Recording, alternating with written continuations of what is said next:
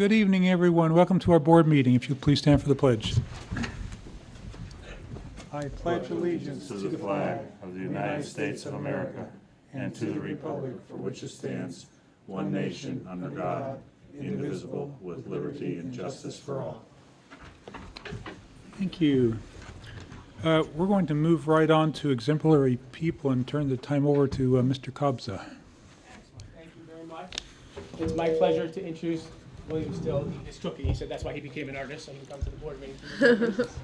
A few people. First, I want to introduce Alex Pulliam and Monica Gagnon, our two art teachers under the direction of Julia Strong, our instructional leader in fine arts. And specifically, I'd like to ask Javanica Dye, Michelle Janko, and William Lobdell to come on up with me for now. And why don't you guys stand next to your pieces? So not everyone's here tonight. This was originally, you guys were supposed to get recognized the first meeting in February that got canceled. So we're very proud of our exemplary people at Massac, and it's my pleasure to introduce you to our Connecticut Scholastic Art Awards winners, known as the Scholastics, which are held every year at the Hartford Art School. Student artwork from across the state is judged by college art faculty and professionals. This year we had an unprecedented 6 students who brought home 8 awards. This is not only a joy for our art program led by Monica and Alice, but a tremendous individual accomplishment for each of the artists. Excellence begets excellence, and this group has been learning together and growing over their 4 years. Here are the names that are given for each of the awards. The highest award is a gold key, a silver key, and an honorable mention. And I'm going to go through all of the students and what they won, not just the 3 that are here, and maybe you guys could help me, or Monica or Alice, you could help me point out. Katie Candelaria received a gold key for painting. And it's the first one that you see? Javanica Dye, a silver key for drawing and illustration. And Javanica has also been offered a scholarship at the Hartford Art School based on her portfolio. Michelle Janko has 2 pieces here, honorable mention for drawing and illustration, and honorable mention for painting. And Michelle's a junior, so she'll be back with us again next year. Dana Kirk is not here. She had a silver key for drawing and illustration. It's the middle one, the Maritime Center. Maya Perulli, who's also not here, gold key for art portfolio, and also honorable mention for painting. And William Lobdell, who had a gold key for graphics. I'm sorry, a gold key for sculpture, and he's looking to major. William's also a senior, and he's looking to major in graphic design next year in college. So these are our guys that are here tonight and our teachers.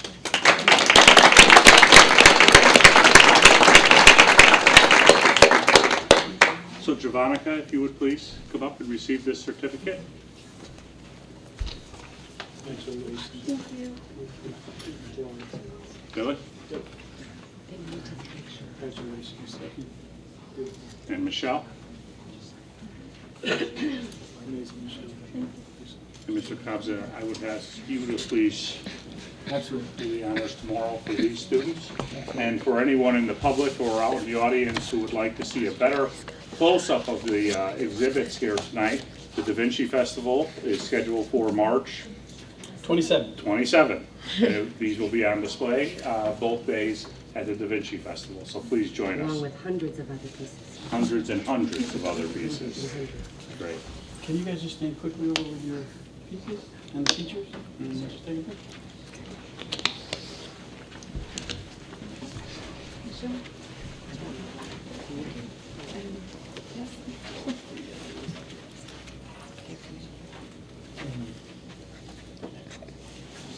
Thank you. Thank you. Smile. Thank you. Great. Thank you, everybody. Thank you so much. Thank you.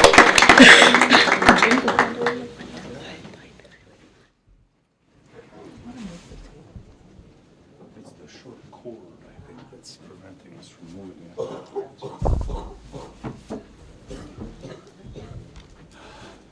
Thank you, students and parents, for coming and sharing your art with us. It's just beautiful art. He has quite some talent in this district, and I guess back to your point, the Da Vinci Festival is just a wonderful, wonderful event. We certainly encourage everybody to come out to it if you can. We will move on to the consent agenda if I have a motion. So moved. Do I have a second? Thank you, Donna. Any discussion? Alan? Yeah, I was curious about the speech pathologists that are leaving. Mhm. Are you going to be able to fill those positions quickly? Yeah, likely what we will do is combine those two positions Okay. to one FTE, plus we may have to contract out for an additional .2 or something like that. But the idea behind it is to combine the two. Yeah, because they're hard to find. Right. Okay. Any other discussion? All in favor? Motion passes. Thank you. We'll go on to the reports of the committees and liaisons and start with our Massac representatives. All right, good evening. To start, this morning, in the auditorium was a scholarship meeting for the top 30% of the senior class, in which just a few different scholarships were discussed, which are great opportunities for seniors if you are in the top 30%. Then this Saturday at 6 o'clock, Massac will be hosting Music and Meatballs, which is the music students virtually turn into waiters and waitresses and serve pasta, of course, and then anybody at Massac can perform, and that's always a really fun event that we encourage people to attend. Catalyst Prep had held a mock SAT and ACT, and they are having the Scores Back meeting, which is this Thursday at 6:30 in the library. And then they're running their SAT boot camp Saturday and Sunday, and then Massac will be hosting the SAT the following Saturday at Massac. On March 14th, there's a Pi Day 5K, and it is ran on the same course as the Sprint for Dare 5K that we have over the summer. And the Pi Day 5K raises money for a scholarship in the name of Mrs. Cool, who is a former teacher at Massac who passed away recently. And it gives a scholarship to a kid of this senior graduating class who is deciding to major in mathematics. And also for sports, the basketball and hockey teams are still in the state playoffs, and they have their first round coming up soon. And the cheer and dance teams have their states this weekend. And one of my teammates from indoor track, Joe DiMartino, jumped 6 feet 5 inches in the high jump this weekend, and he came in 5th in New England's and 6th at Opens, and set a new school record. Yeah. So that's it. 6 feet 5 inches. Yes. Amazing. Thank you. Are there any other committee reports? Okay. Seeing none, we will move on to public participation if there's anybody in the audience that cares to speak. Seeing none, we'll move on to the report of the superintendent. In our paperless environment, I can't refer you to page 9 easily, right? You'd have to click that and turn to the Cave Day on the Hill, which is March 25th this year. Because we are paperless, I can't just take your application if you plan on attending. So please just let me know, and I'll have Terry fill out a form for you and send it off, and we can go up together if you like. This is not something that has typically we have participated in to any large extent, but the offer is there to go up and chat up the legislative body. Recently, I ran across something that I found to be somewhat interesting, which was a FICA alternative retirement plan. And John was tasked with taking a look at it, inviting some people down to talk about it and to try to understand it. Apparently, and I'm going to let John talk about it, but there are some real opportunities for people who are retired or in seasonal or in temporary positions not to contribute to directly to Social Security, but to an alternative plan, which they then control. So, John, why don't you fill the board in on what you learned through that contact? Gabby and I invited a man from Precision Retirement Group to talk to us about this. And it's a provision in the tax code that's been around for years. And instead of a temporary or part-time employee paying the 6.2% FICA tax, Social Security tax, they can pay a 7.5% pre-taxed amount into a retirement of their own. And who would benefit from this? People who who are just starting out, working during the summer, they would benefit from it, because as the gentleman said to us, it's your last 30 years or 32 years that they use for Social Security. So if you're a 17-year-old or 18-year-old that is just starting out, instead of putting that 6.2% tax in Social Security, which you will never see, you can put it in this retirement. And when you leave the district, you can roll it over into another retirement with 401k or something like that. So it's a benefit to our employees who are part-time and temporary employees. People who come back after retiring can come back and use this benefit also. And what he was saying is that it also saves the district. And maybe Gabby can talk a little bit about what it saves the district. So not only does an employee pay the 6.5%, but so does the district. So theoretically, it could save the district the 6.5% we pay into FICA for our seasonal, our part-time, and some of our retirees who would qualify for this. And to John's point, so this would affect people such as our summer custodial help, who tend to be high school or college students, our IT summer help, who also tend to be that. It could potentially affect some of our paras, who are considered part-time if they work less than 30 hours. If they didn't feel that they wanted to contribute and earn the quarters that they wanted. And it could also help some of our retirees who come back who are not teachers. The teachers could not actually qualify, a retired teacher would not qualify for this. This would be a retired person who is not part of the teacher's bargaining unit and qualifies for TRB. So it's a benefit for both, and we're not forcing anybody that's working for us to go into this, but it is an option in both. If you're a retiree and you've maxed out your Social Security benefit, obviously adding to it is of no benefit to you. So this is really a pretty beneficial way of handling some of your own money. Once you Which is start great. collecting Social Security, there's really no point actually in contributing into it again, because that's not going to go towards your actual payout or your payback from the system. And this is a quirk in the tax law that was set up, I believe, in the 1950s. And Connecticut, different states had different ways of opting in or opting out of Social Security. And this was just the way that Connecticut chose to opt into Social Security, and this was a little loophole in the federal regulations. And I don't know to what level the town employs part-time or seasonal people, but Kathy and Steve, we have some additional copies of this page that the board has that we will be glad to get to you as well, because you may see some benefit on your end as well. So I don't know if we need to take board action on this. We would like to pursue this and actually set up this account with this organization. It's for individuals. It's for individuals. Right. I don't think we need to do it. Okay, great. Terrific, thank you. Another issue, if we can go into the presentations at this point? Yes. Okay. One of the pressing issues, as always, with all of our employees, both town and the district, is our insurance benefits. And a conversation was had many months ago. Steve Vavrick, who's here with us this evening, and Kathy Lombardi, and people over at Town Hall, and Gabby and I, and started to have a conversation about what might the benefits of co-joining town employees into a self-funded insurance program like our district one.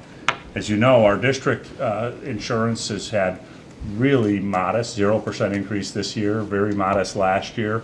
We've been doing very well with our self-funded program. The town, on the other hand, has had some struggles with their insurance benefits and their escalating costs to that. So the question became, can there be a merger of sorts in a way that can benefit the town as a whole? Okay, so we've asked both Jay and Todd from Ovations and Todd Goodhall from Lockton to come here this evening. Jay has a presentation. I think it's a fair presentation of what we could expect on the Board of Education side. But I think that we need to look globally at both town and Board of Education as well. And then Todd is here to answer any questions, and I know Kathy and Steve too are here for any input and questions. So Jay, why don't you start us off? Everybody has a copy of the presentation. Everybody can hear me well? Everybody? It's been a while since I've seen you guys, but... Is this up on the screen as well, or do we have? No, Okay, we don't, okay. For copies. All right. I'll remember to go green next time I come. I think first it's important for me to just put out there that, you know, I'm Jay Fiorello, I work for Ovation Benefits, and I am contracted by the Board of Ed to represent the Board of Ed on all things that are medical, dental, life, disability, with regards to executing your union contract. So to that extent, I'm going to try to give you the lay of the land of self-funding, why we're even having this discussion, how it might operate, and just the general impact to the Board of Ed. Todd and myself have probably spent the last 6 weeks on several calls with Cigna, really going over this concept and making sure that we could bring as much to this meeting as possible with regards to how it would operate and what the pros and cons are. So with that, starting on page 2, let's talk a little bit about the why. And the why is really the opportunity for the town. You're going into a self-funded plan, you're really looking for 7 to 9% annually. That would be a great goal as far as a savings by moving from fully insured to self-funded. This is largely comprised of about 1.75% in state premium tax, 3 to 3.5% in a new federal insured fee that's not charged to self-funded, as well as, you know, if you're going to go fully insured, you're going to ask somebody to take the entire risk. They want a little, besides profit, they want a little buffer. And you, as the Board of Ed, currently manage that buffer, and the town would do the same. But it is important to say when we're talking self-funded that it's very much a long-term strategy. We've seen at this table significant claim shifts from year to year. Sometimes they extend even farther than that. So really looking at the more global picture, looking at it long term, and understanding that there's a requirement for a fluid cash flow, and we've worked very hard here to protect reserves and make smart decisions around budgets, are essential to a successful self-funded program. And certainly in the early years, and whenever I deal with a client, I say, best thing you can do is actually budget that fully insured renewal that you received, because that's going to be the start of your reserve if you start with that thought process in mind. I think it's also, as we get into the assessment piece, important to note that I did spend 4 years working for a third-party administrator. A third-party administrator is an entity that helps set up self-funded programs, typically to smaller size employers, somewhere in the neighborhood of 25 to 500 employees. So this is a realm I've spent quite a bit of my career in and very comfortable with. So when we're setting up an assessment of should we move fully insured to self-funded, we're doing some demographic modeling, understanding ages, sex, location, so different areas cost more money to provide health insurance than others, as well as we're looking at your claim utilization, monthly claim detail, de-identified monthly claim detail, but monthly claim detail, and also your high claimant exposure.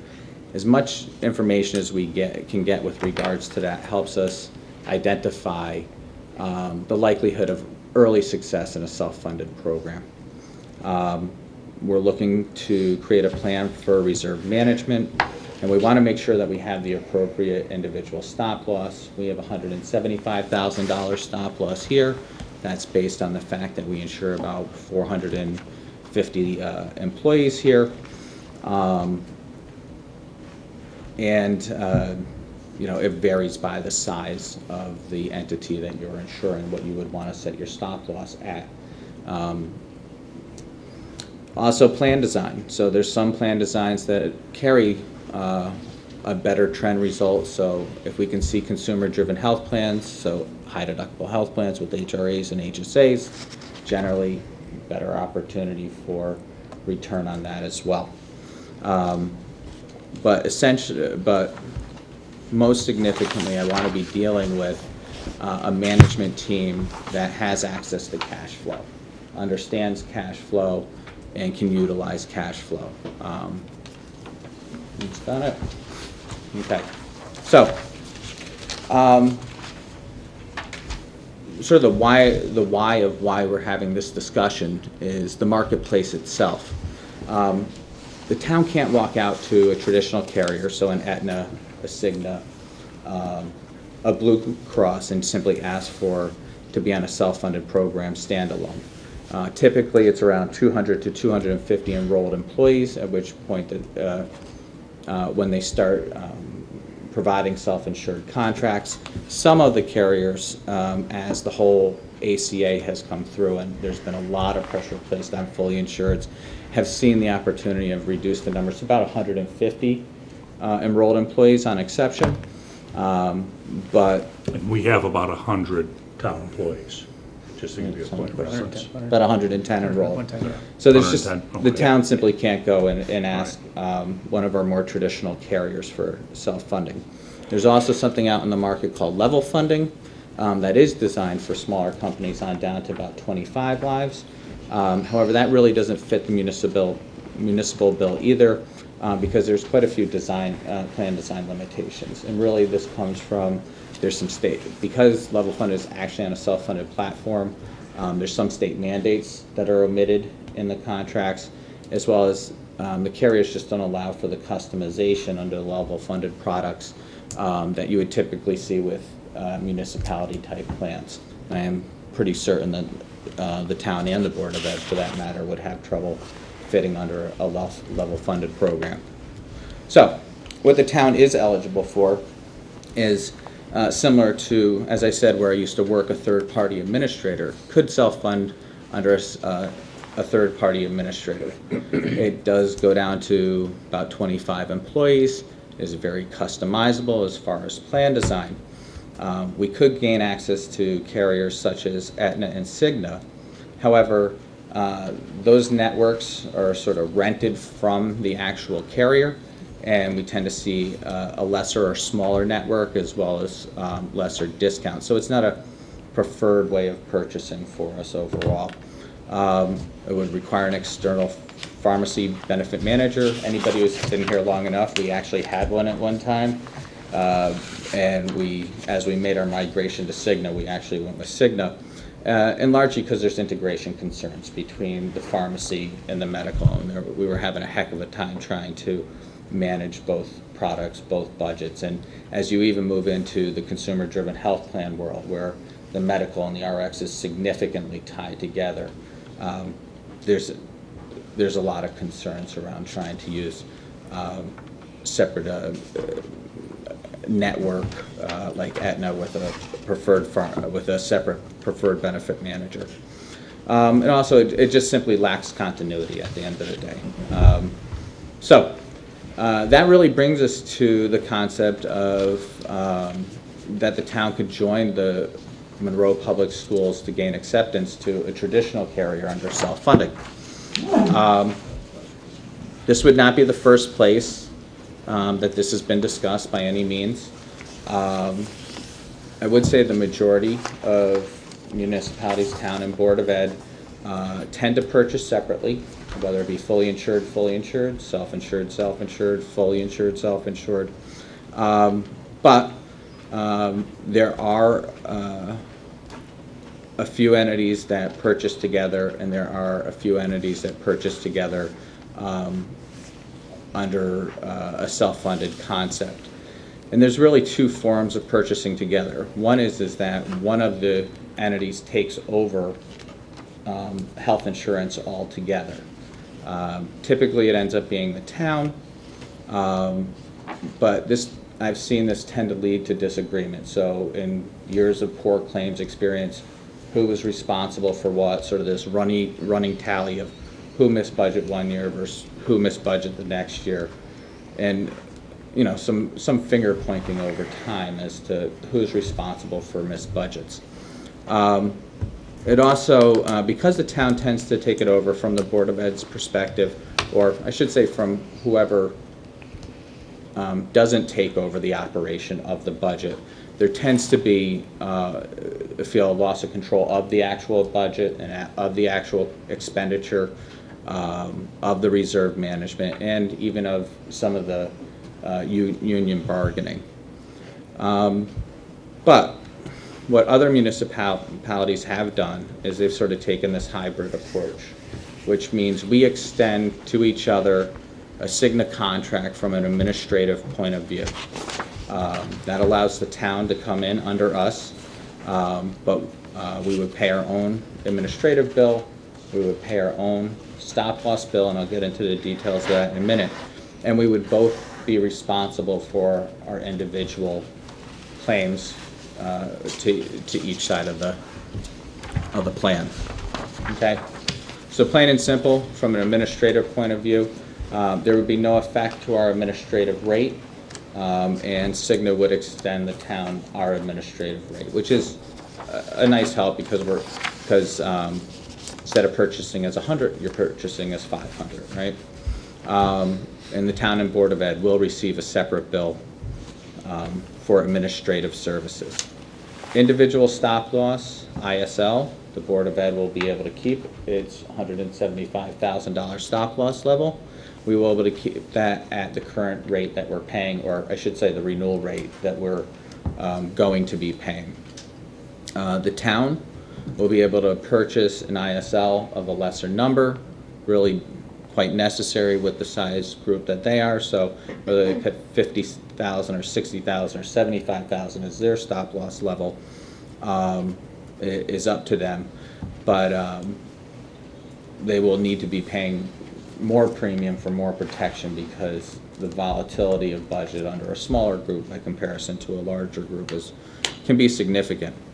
But as far as the pricing is concerned, with the premium that the town will receive, is Cigna will go through their specific demographics, job classifications, what claims experience might be available, and the requested ISL level, and assign them in this first year their rate. Okay? So we will have our rate for our 175, they will have their rate for the stop loss that Todd and team decides to go with. But the first sort of red mark here is all future renewals, okay, we will receive an equal increase, hopefully decrease, but probably increase. So one side's not going to get 20 and the other side gets 11. It'll be 13 or 14, right, across the board. And so that does call into question who is the driver of that increase, right? Was the town have a really successful year? Did the board have a really successful year? So one side could drive the other side's increase to some degree. Okay? But for that stop loss, the town and the board will receive a separate bill as well. Okay. Everybody clear on individual stop loss as well? I feel like I've been at this table. Everybody knows what it is. Okay, great. With regards to aggregate stop loss, and this is the component that we rarely talk about because it's pretty hard to ever be in a position of needing to use it, but it caps out the claims expenditure that we can we as the Board of Ed currently can have for claims that are under the stop loss, for claims that are not covered by Cigna. And so this is all of the $100 claims, the $1,000 claims, the $20,000 claims, all added up. We are capped out at a limitation that is currently 125% of our expected claims. So at the beginning of the year, we say claims should be $5 million, and Cigna says, fine, we'll cap you out at 6.25 or whatever you follow what I'm saying. Because there's not a significant level of insurance here, because the odds of hitting this are so minimal, it's a very inexpensive premium overall. In our worst year, and this was the year where our reserves really took quite a hit, and I think almost went to zero, if I recall correctly, we were about 10 to 12% over expected claims, but it was for an extended period of time, about 18 to 20 months or so. And that's what depleted reserve. But even in the worst case that I can recall over the last decade, we never even came close to an aggregate hit. trying to put a little clarity around that because I guess I'm trying to say aggregate isn't the most significant of items to be focused in on. But when it comes to our aggregate stop loss, the town and the board will have a combined maximum claim cost. So if the expected claims for the board are $400,000 a month plus the corridor of 25%, which is $100,000, $500,000 in capped costs, and the town is at $100,000 plus $25,000. That's $625,000 combined that we will add up to when calculated to the attachment. So it is conceivable that one side performs so well and the other side performs so poorly that there's the potential unfortunate concept that somebody might have to go to 140% of their actual spend because it's actually being, the liability is being reduced by the strong performance of the other entity. Fair enough? Okay. All right. But for the premium that exists with that, that will also be billed separately. Okay. So here comes all the red writing, which comes from the concept of the actual claim payment. So all the premiums, all the fixed costs, as we call them, are all under unique bills. But when it comes to claim payments, Cigna is telling us that they can only draw from one account. Okay. And they will only provide us a single claim register, or sort of a single explanation of what those claims are for. So you can imagine, so we will have a commingled claim account.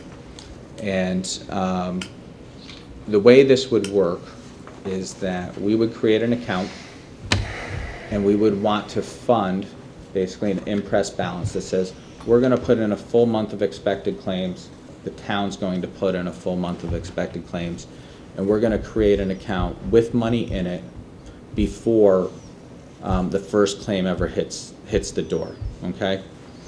I used an example here, $400,000 from the board, $100,000 from the town, $500,000 sitting in the account. Cigna is going to draw on that on a weekly basis, and then they are going to send a register. So let's just say that the town has $125,000, or the board has $125,000 in claims, the town has $30,000 in claims. Cigna is going to automatically draw, the second sort of the bill goes out, that $155,000 off of our $500,000. They're going to send out a check register, basically a claim register explaining that $155,000. It is going to be somebody's job to take that $155,000 register, identify which portion is the board and which portion is the town, and then tell the appropriate folks at the board and the town to put that money, that 125 and that 30, back in the account. So it creates sort of this revolving, we're at 500, they draw, we reconcile, the money goes back into 500, and like this every week, okay? So we're gonna have to decide who's responsible for receiving that check register, who's responsible for identifying the claims, and it's not identified by person, it's identified by firm division. So we'll have unique firm divisions, the town will have unique firm divisions, and we'll be able to, the town or the board will be able to identify who's who, but it does take a fair amount of work and then a fair amount of expectation that everybody will process each week fluidly, right? Okay. Now, Jay, that's not to be confused with the reserve account. No, The no. claim account is a separate account from the reserve. Absolutely, absolutely. Yes, so great point. And that $500,000 that I'm talking about, that first month that you would put in, that is not necessarily reserve. That is just enough to keep things fluid. So if you thought about your savings versus your checking, your reserve is your savings, but your checking you never keep at $0. You need money in there to draw on, right? And hopefully your paycheck comes the next week and you got more money to draw on, right? Okay.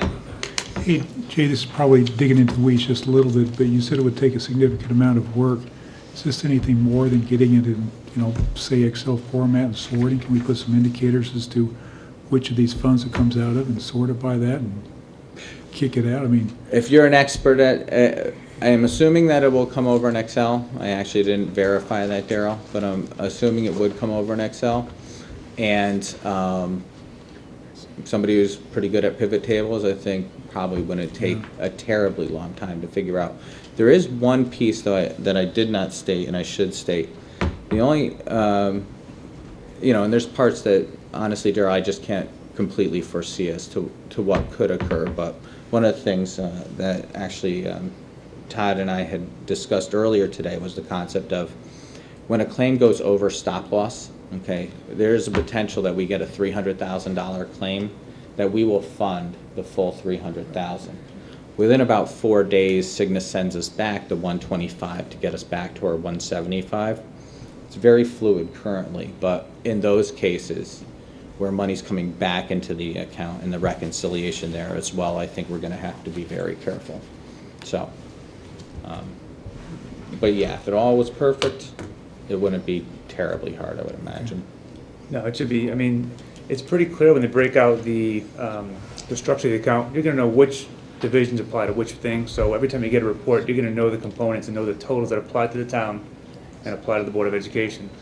Same thing with the large claims, you're gonna know what division that claim came out of. So you'll know if it's a town claim or a board claim. So when you talk about that settlement process, it should be pretty straightforward to go through it. And we can assist with those reports if there's any questions that come up on those. So. But it's our responsibility to do this reconciliation. That is actually page 9. Part of what we would suggest is a rules of engagement, right? So how does the town and the Board of Ed engage with regards to these things? So one of the things that you have to decide is who's responsible for the weekly reconciliation. Who's responsible for that communication? Who's responsible for putting the money in? What does the timeline look in expectation of funding that account? Who is eligible to view claim data? And of course, we operate under, even though we're not required to, we operate under de-identified claims data at all times. But can the town see the board? Can the board see the town? Generally speaking, there is usually one head that assigns privileges, certain sets of privileges. Who's the primary contact? So who is the decision maker when and if things break down? Those things just sort of need to be vetted out. Also, how is renewal and marketing decisions made? What happens if we want to move to Anthem or Aetna or something along those lines? What happens if one side doesn't want to market and one side does? Those types of things, just how that process tends to work, should really be discussed and vetted out before the decision is made. So, that's the extent. I have a couple clarifying questions. I think that's your last page, right? Yeah.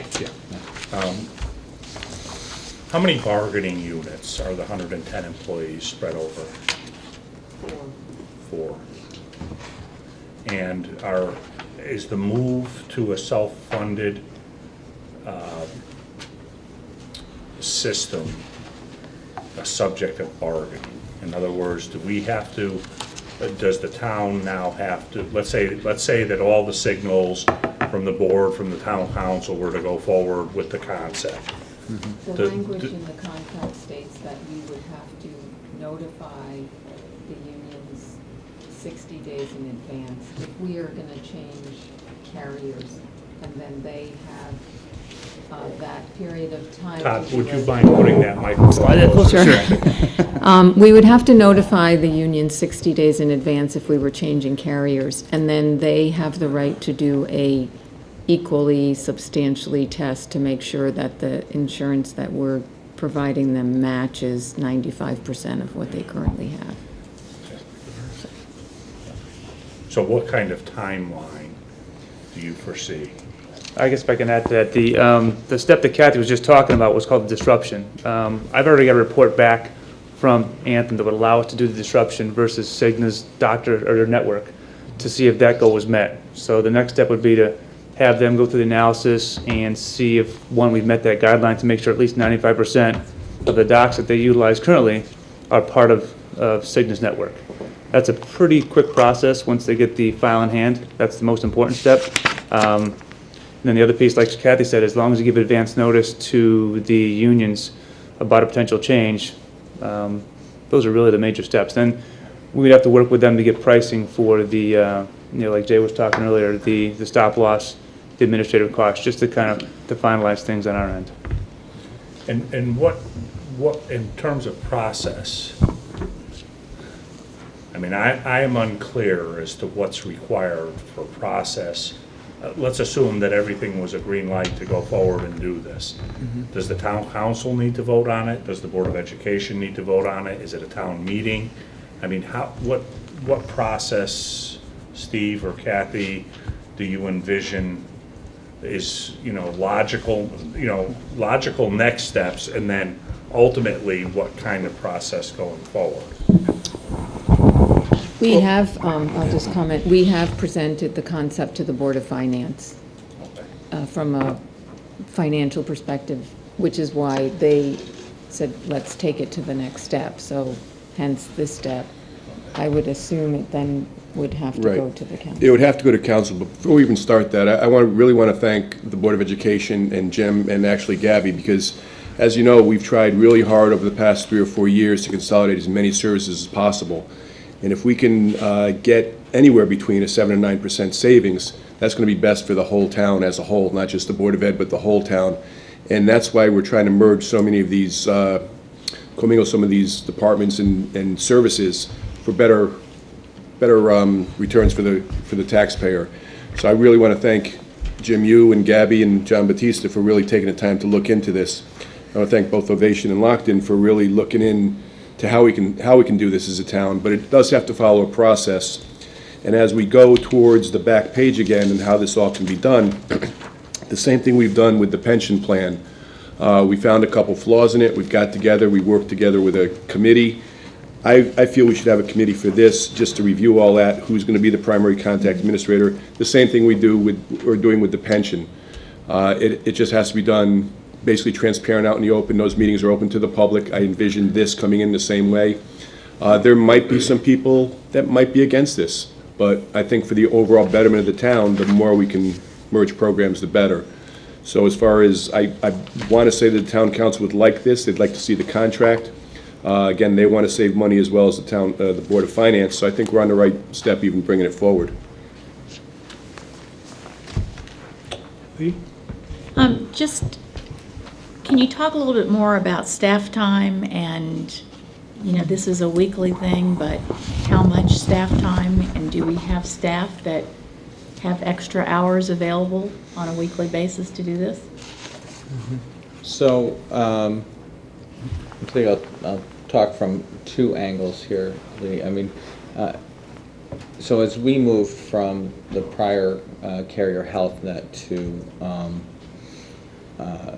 Cigna many years ago, there is, and this, Jim, this goes to what you were discussing as well, there's a lot of discussions that tend to happen with the union. So not only are you looking at the network match, but also pretty much every benefit needs to be gone through line item by line item. And one of the places that we do that as well is with the implementation management from Cigna. Now, I think largely all that responsibility is really going to fall on the town. So, but those are all processes and things that need to be done as well, and they tend to extend the timeline, in my view, to some degree. But I think to ask Gabby what the process a little bit is like as far as how much time it takes currently to do any reconciliation work that she's doing, but maybe a couple hours a week overall with regards to the weekly reconciliation would be in my thought process. I think I'm crazy with regards to that. Is it a weekly reconciliation now? I guess the question I have is it a weekly reconciliation? Okay. Yeah, I think the most time-consuming part will probably be at the beginning when you first take over. You got some new accounts or new divisions that are part of this. once it becomes part of the routine, I believe it, you know, you get efficiencies and you get a little bit better at it. I don't think it'll be a huge time commitment going forward.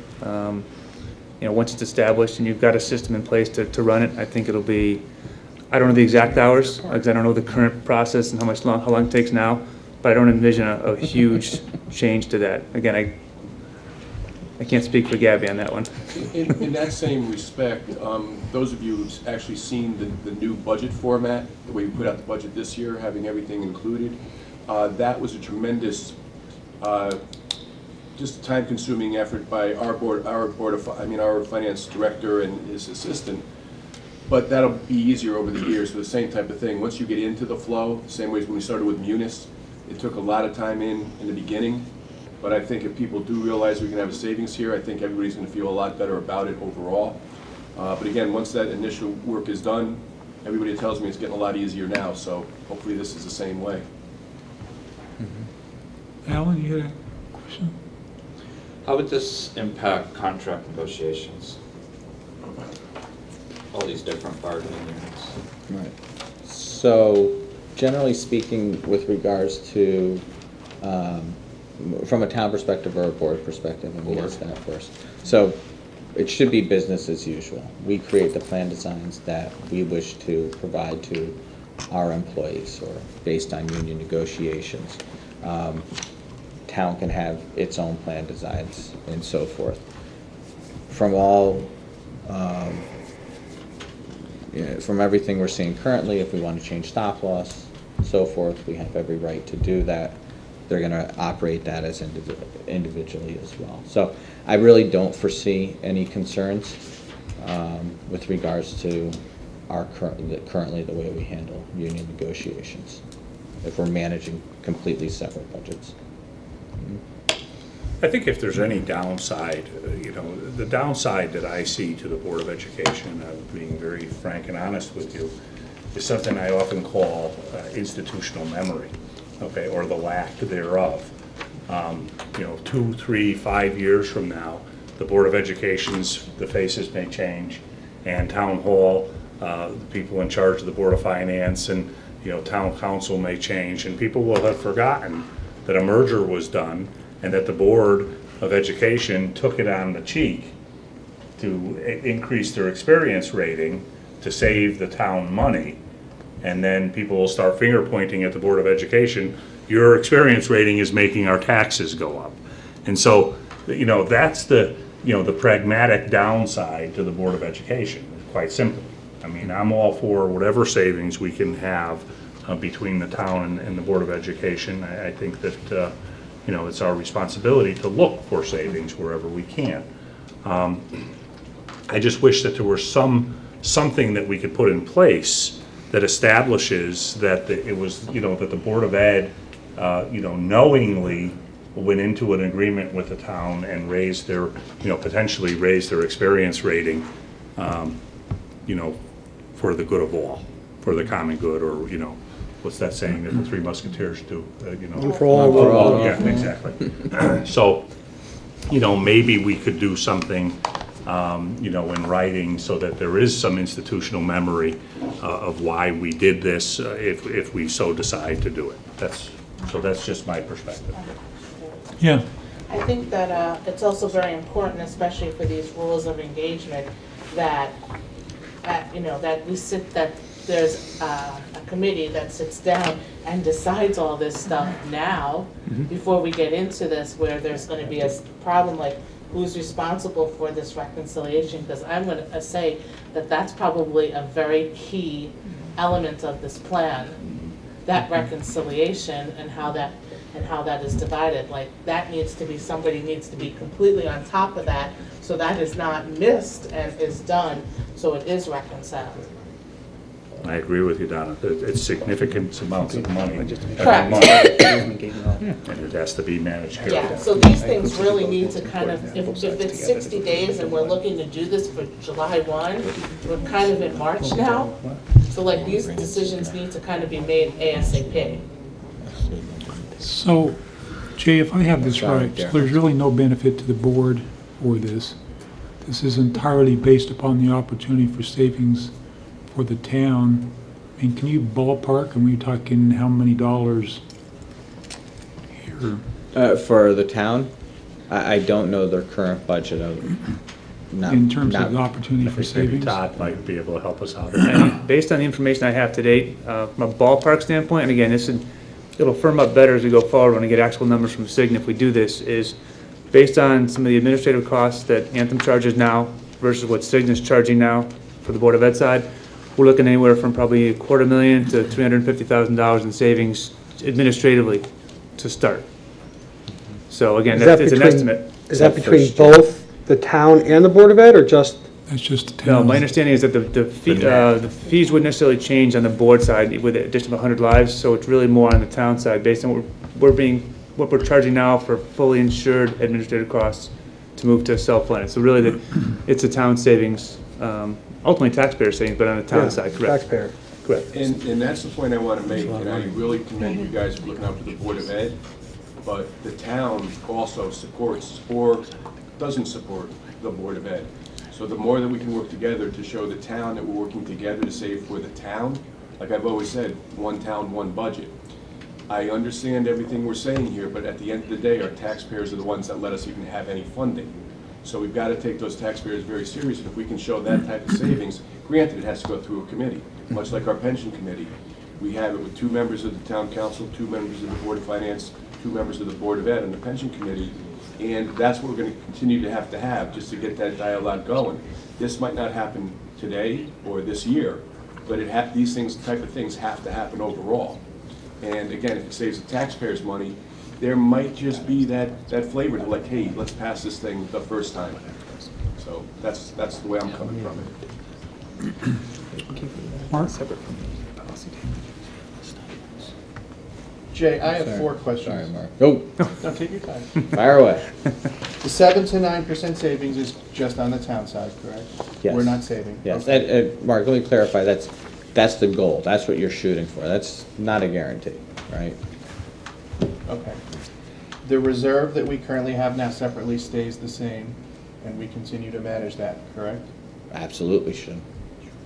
So does the Board of Ed lose control of anything in the entire process of doing what they need to do for the employees with regard to their health benefits?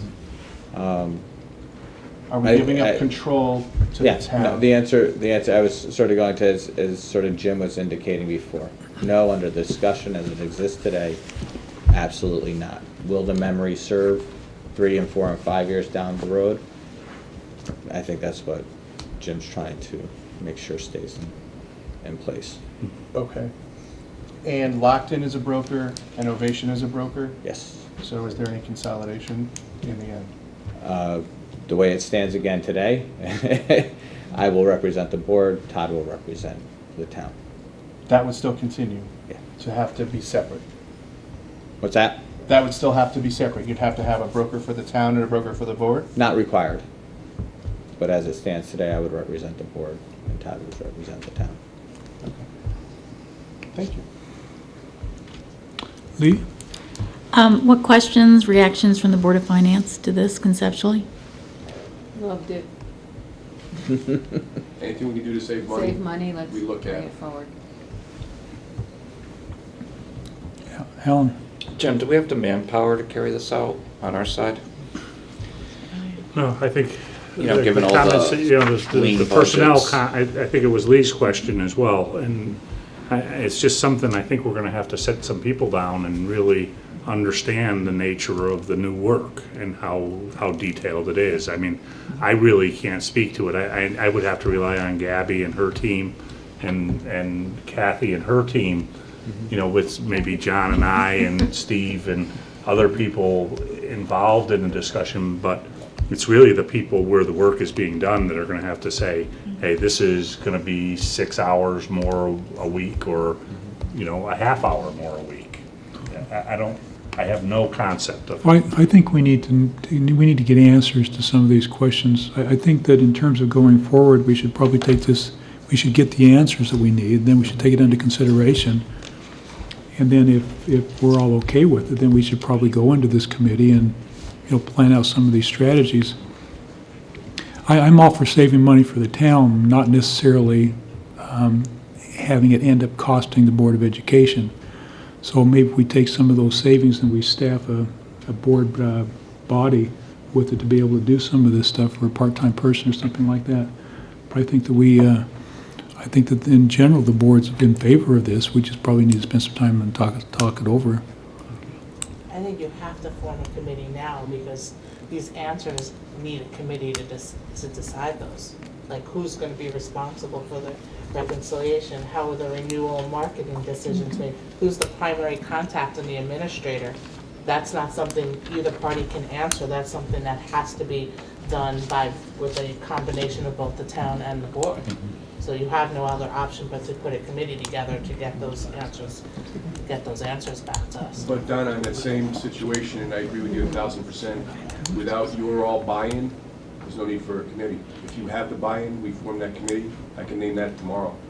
I understand, but like if you need to know those types of things because the board would need to know who's going to administer this. If it's, we're going to need to know who's doing the reconciliation. Like to me personally, that's my biggest concern is who's administering it and who's reconciling this on a weekly basis. Same as our merged pension committee now, we're doing pretty much the same type of things. Right, but a committee is not going to be able to reconcile this on a weekly basis. Somebody's going to have to be responsible for it, whether it's the board or whether it's on the town side. That can't be done by committee, but a committee needs to decide who that is going to be.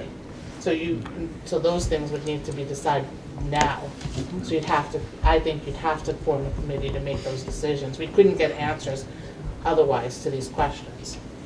Yeah, I think we could pull a committee together between Kathy's department and people from town hall, a Board of Education member, a team from Gabby's department, and actually answer all of these questions on page 9 in a fairly small amount of time, within a month. And to be fair to the town side, this is Kathy's department. Well, no, not really, Steve. I mean, we would have to have, you'd have to have Ron or Heidi, right. People that are cutting the checks and doing the actual stuff. But I would also suggest in the initial, or one of the very initial meetings, it might be nice to have Cigna come talk to you about, to the committee about the implementation process and what those things are, who needs to be generally named on a contract and for what purpose, so to help you make that decision. Okay. I mean, if it's okay with the board. We would need our union stamp of approval before I would bring them to us. Lee? Jay, are there any other situations like ours in place right now that could serve as a model, could serve as an example of how this has worked and if it has been successful? So, good, thank you, good question. The answer is I actually haven't had experience in this exact format. So, I have done boards and towns purchasing together, fully together, but not administratively together with separate banking structures. Most of the municipalities that I work on tend towards the larger size, which means board and town, purchase completely independently. And like I said, the other one where I had something similar to this, the town actually did all the purchasing. Okay. So, sorry. Can I add to that? Do you mind if I? There are a couple of towns that I work on currently that do purchase together. Again, there are larger nature, like Jay talked about, that do purchase together, that have had to work things out where they've had to kind of get both sides and say, okay, who's doing what, how's it being handled and going forward. And by doing that, they have been able to work out the details as far as who does what and when and how everything works. So I do have a couple of accounts now that we currently do that on. So it is very workable, but both sides do have to be a part of that process to make it work. You're right, it is important. It's very important. If it's okay with the Board of Education, I would say let the board and Kathy put together a first meeting and see what we need to do to come to conclusion on all of these issues, and hopefully report back to the board in a month or so, month and a half. Well, there's nothing stopping us from going forward. We have to go forward to answer the questions to see if it's worth it for both sides. So, I mean, it'd be silly not to. It sounds like the Board of Ed's taking a lot of risk, though, and that's taking all the risk. Remember, it's a town effort, not just the Board of Education effort. It's a town consolidation of programs that could save us money overall. And that would hopefully lead to more support for the Board of Education. Well, we're not getting a lot of support for the Board of Education from the town side, so. That's a totally different discussion, I think. I think that what Steve is trying to say and what you're trying to say are two different things right now. Okay, I don't think the Board of Education is risking anything by going forward to see what's going on. We're obviously not going to vote yes if we feel that it's going to be something that would be detrimental to the Board of Education. So for us to even go that route right now doesn't make any sense. We're only looking at this collectively to see if we could save the taxpayers some money. We have no risk by looking. Oh, I'm fine with looking. Okay, All right, so then let's do the start with committee that and at then least. let's get back in a month or so as soon as you have it figured out. Thanks very much. Thank you. Thank you. All right, we're moving on to B, SAT plan update. Mr. Kobza. Is this going to be on the screen? Yes, it is. Yes, it is.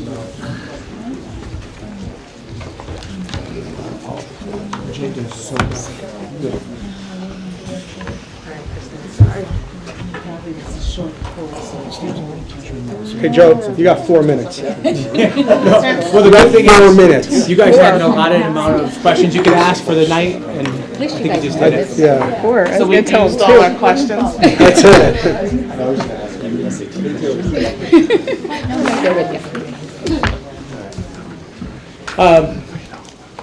Well, thank you guys, and I want to thank, I definitely want to thank Mike, Kevin, and Sheila for all being here tonight with me. We've all been working on this as a collective team, looking at our SAT scores. We wanted to give you guys a little bit of an update and just talk a little bit about where we are. I do want to just make, if I use the terms interchangeably tonight, the College Board or the SAT, just know that I'm talking about the same thing. The College Board is the company that administers the SAT, as opposed to the ACT, which is administered by the ACT. So if I say either one of those, they're interchangeable, and I'll find myself doing that sometimes. So we had talked a little bit earlier, and I know we've talked about our SAT scores a lot since the assessment report was handled back in October, and we're looking at tonight is really to look at what is our plans going forward. And I say plans because we have two different trajectories going on right now. And it's also to talk a little bit about the redesigned SAT and kind of bring everyone up to speed. And I have been living the redesigned SAT. For those of you who don't know, the SAT is changing next year. And Sheila, Mike, Kevin, and I have all been living that, and we've gone to a number of workshops, from the College Board workshops to workshops at the state. So it's kind of a twofold presentation tonight. But when I say there's plans, there's two different plans, because like I said, the juniors, class of 2016, they're the last group to take the SAT as it's being administered right now. The sophomore class, the class of 2017 and beyond, will take the newer version of the redesigned version of the SAT. One of the first things we did, and I've looked at our SAT scores for a long time, and it's bothered me. And after having gone to a couple of College Board conferences, I have a better sense of, I don't want to say where we went wrong, because it's not necessarily that, but why our scores are where they are and the problems with the SAT as it exists right now. But one of the biggest things that we wanted to do was create a culture of success. And I think John, when John was the principal at Massac and he came in, he made CAP the priority. And when CAP became a priority, you saw what happened. And it became important to us as a school. It became important to the kids. And our last group of kids that took the full battery of the CAP, scored tops in the state almost across the board. But one of the first things we did was we kind of publicly addressed this issue. When I met with the faculty, we spent faculty meetings, department meetings talking about it. I brought in the students, and I said, hey, this is where we are. When we look at our SAT scores and when we get compared to other comparable towns in our DERG, what does it look like? So we made it public to them at parents' meetings, at the PTC. We had a PSAT scores back night. We talked about where we are right now. And one of the biggest things I feel about the SAT is it's really, any kind of improvement plan that we have to have needs to be a partnership. It needs to be between the administration, the teachers, the students, the school, and home, all of that. And if we're going to make any kind of gains, it's really got to be that 3 or 4 pronged network. So I'm going to talk for a second about for a little bit about the plan that we have for the class of 2016. We've added a few things that we haven't done in the past. And this is, again, this is the last group. This is our junior class right now. They're the last group that's going to take this version of the SAT. They'll take it starting in 2 weeks here at Massac on March 14th, like Kristen said earlier. They'll take it this spring, and then in the fall, and then next spring is the redesigned SAT. So the sophomore class and beyond will take that one. So one of the things that we've done for a few years now is we've given the PSAT, which is given to all grade 10 and 11 students. I've always been a big proponent of the PSAT and kids taking it and using the information that you get back on the PSAT, because the PSAT is the only thing as it exists right now, and there's some flaws with it, and I'll explain that in a little bit, but the PSAT as it exists now is the only thing that gives kids back diagnostic information on how they're doing it and any of the substrands and skills. By taking the PSAT, which we provide as a district, which is a great investment in our kids, that provides them with My College Quick Start, the personalized study plan from the College Board, the SAT question of the day, online resources for them to go to create a study plan for themselves. And but probably the most important thing as a school, and I should have kind of probably bulleted it separately, but we get it as part of the PSAT package, is a summary of answers and skills. And what that provides to us as a school is diagnostic information of where our kids are on the separate skills. And Kevin and Mike have done a lot of work in their groups, and even Jim Stozel in science and Ian Lowell in social studies to take a look at those things. So I'm just going to show you really quickly. You can't really see this, but this is a piece that Mike did. So this is taking the summary of answers and skills. And if you don't have to really be able to read this too much, but this column right here shows, this is the reading section of the PSAT. And this shows the questions, 1 through 24. This shows the difficulty of the questions, okay, with 2, 3, 4, up to 8 to 10, whatever. So the easier questions, the harder questions. This tells us how many of our sophomores got it right, how many of our juniors got it right, what's the difference between, the increase from sophomore to junior year of who got it right and who got it wrong.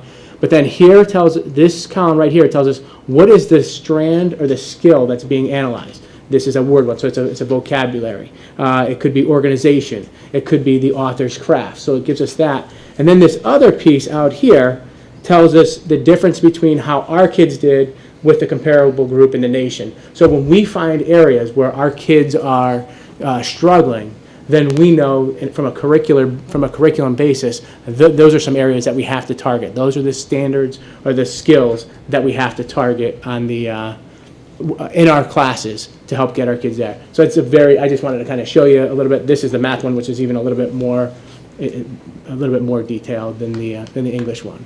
So that's a big piece of the PSAT that we use, and it's a big piece of what the teachers are doing with the information that we get. Again, we get diagnostic information from the PSAT.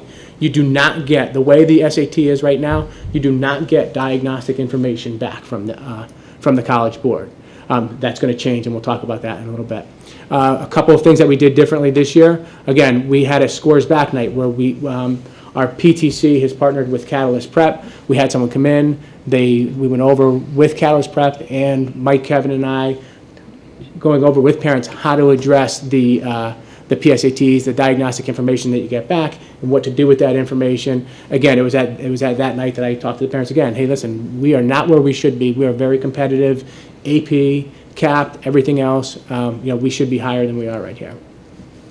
For the first time ever, we held a mock SAT and a mock ACT in the month of February. And then this Thursday night, Kristen talked about this just a few minutes ago as well, we're having a mock SAT scores back night this Thursday to help those students develop a study plan. And that also is going to kind of partner nicely with the SAT classes that are held through adult education and our partnership with Catalyst Prep, who provides a boot camp for our kids in usually the weekend before the SAT. It's an 8-hour boot camp. This slide right here, I really can't emphasize enough how important this is, and in my journey and looking at our SAT to see, looking at our SAT scores to see some of the problems that exist with the current SAT, and it's not problems that I've identified with the SAT, it's problems that the College Board has identified with the SAT, and they fully admit, and they knew that they had to change. I think for the first time ever last year as a nation, the ACT was out-administered the SAT for the first time ever. And I think the problem was because of a lot of these things. The first problem is that the SAT, when my daughter's taking, I signed her up for SAT prep with the tutor. The first thing the tutor said when he came to the house, he goes, "Do you know what the SAT measures your ability to do?" And she's like, "No, what?" She goes, "It measures your ability to take the SAT that day." It is not aligned to instruction. It's not aligned to curriculum, and it's not aligned to instruction the way it is now. And that's coming directly not from me, but from the College Board. At the most recent College Board conference, these were the things that they admitted was problems with their SAT and why they are redesigning it. It's not even fully aligned with the PSAT. Some of the skills and standards that are addressed in the PSAT or on the SAT are not addressed in the PSAT. There is this is my own term, cognitive focus on gimmicks and tricks. The SAT is designed linearly. It starts out easy, depending on almost every section except for the reading comprehension. If there's 10 questions in a section, the first 3 are easy, the second 4 are medium, and the last 3 are hard. There's a lot of focus in prep classes on when should you guess, when should you omit. You can omit answers and still get an 800 on the SAT. So there's more focus on looking at the question and saying, should I answer this question? Rather than look at the question and find out what is this asking me and let me answer the question, you have to spend time thinking about, wait a minute, should I even be answering this question? Maybe this is a good one to skip. Maybe I shouldn't say, can I narrow down 2 answers? Then I should guess. So it's a lot of focus on that. And I asked for her permission tonight, but Allie is a great example. I talked to Allie and I talked to her mom, and I have another student, 2 really high flyers. I mean, Allie's probably, don't quote me now, but possibly an Ivy League type of kid, and she's not taking the SAT. She took the ACT because the ACT, she says I'm strong in math and I'm strong in science, so I wanted a test that focused more on what I did in school. And it's for the same reason. I talked to another parent. They said, I don't want my kid wondering whether or not he has to answer the question as opposed to focusing on the question. So that, and then the way the SAT is now, you get very, very limited feedback. Right now you get 500, 540, 510. That's it as a kid. Unless you pay a little bit extra, you can get a little bit more information back, but there's not a lot there. And then the last piece is, Sheila's going to talk on it a little bit more, but it's that inequitable access to success. If you look at the SAT around the country, and this is another huge emphasis with the redesign, it's not surprising that your more affluent areas do better on the SAT because that's who can afford high cost test prep. So Sheila will touch on that a little bit more, and we'll come back to that. And at any point, Alan? Wouldn't the verbal section be more correlated with like your funded knowledge, your vocabulary knowledge, that sort of thing? It definitely does. And what was it? The first thing you said? What kind of knowledge? Funded knowledge. Your general fund. Fund of knowledge. Okay. Like what you know. Yep. I mean, wouldn't that have something to do with the English curriculum? To some extent, and Mike's going to talk about the vocab specifically is very interesting the way it's changing. I don't want to get into it too much, but our teachers do tons of vocab, and you can do vocab all year and not those aren't the words that are on the SAT. So now you're stuck. Whereas the vocabulary in the redesigned SAT is understanding vocabulary in context and be able to use the context clues. So when we look at the shifts in our curriculum now to close reading and annotating and highlighting, it mirrors much more closely what the redesigned is doing. But you're right. I mean, it does correlate to that to some extent, but there's also a hit or miss probability there. It'd be a hit or miss in every town, though, even the wealthy. Oh yeah, absolutely. No, so you're right. They're hiring expensive people. Yep. I mean, they're learning this vocabulary and this general funded knowledge from somewhere. Leads me right to this. This slide shows that 43% of students met the benchmark for the SAT. And it's really hard to see the numbers, but that starts in 2009, 2010, 2011, 2012, 2013. They went from 44% to 43%. So basically the same amount of kids across the nation are meeting the benchmark for the SAT.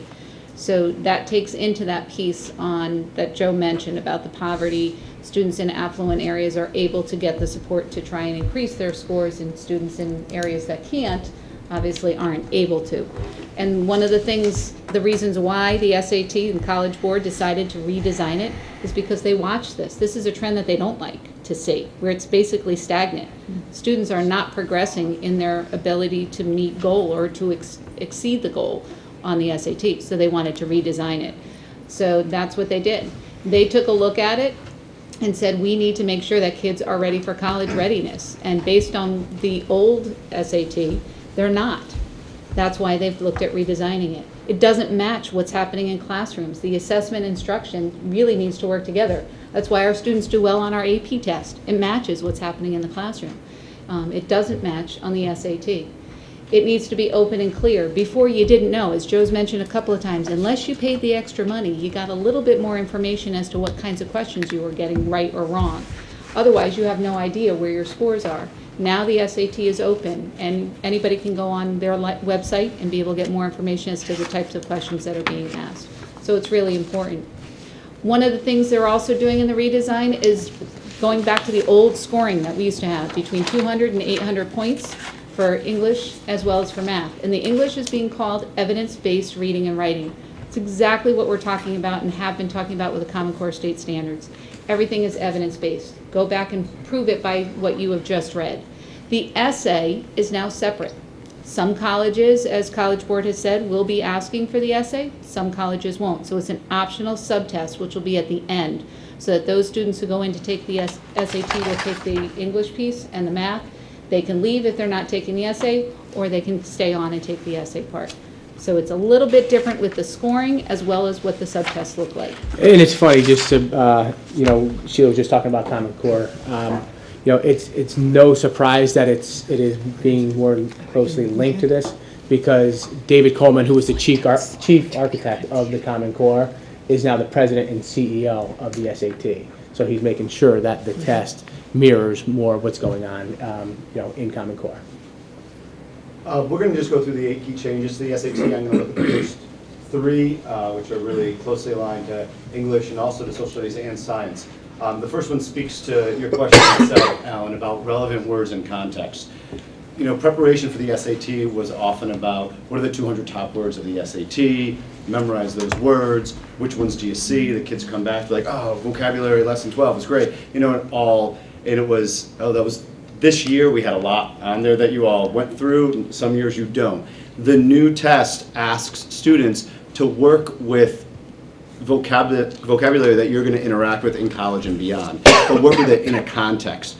So for example, in red there, the word they're looking for is intense. But the word intense in and of itself is not enough to understand what that vocabulary is.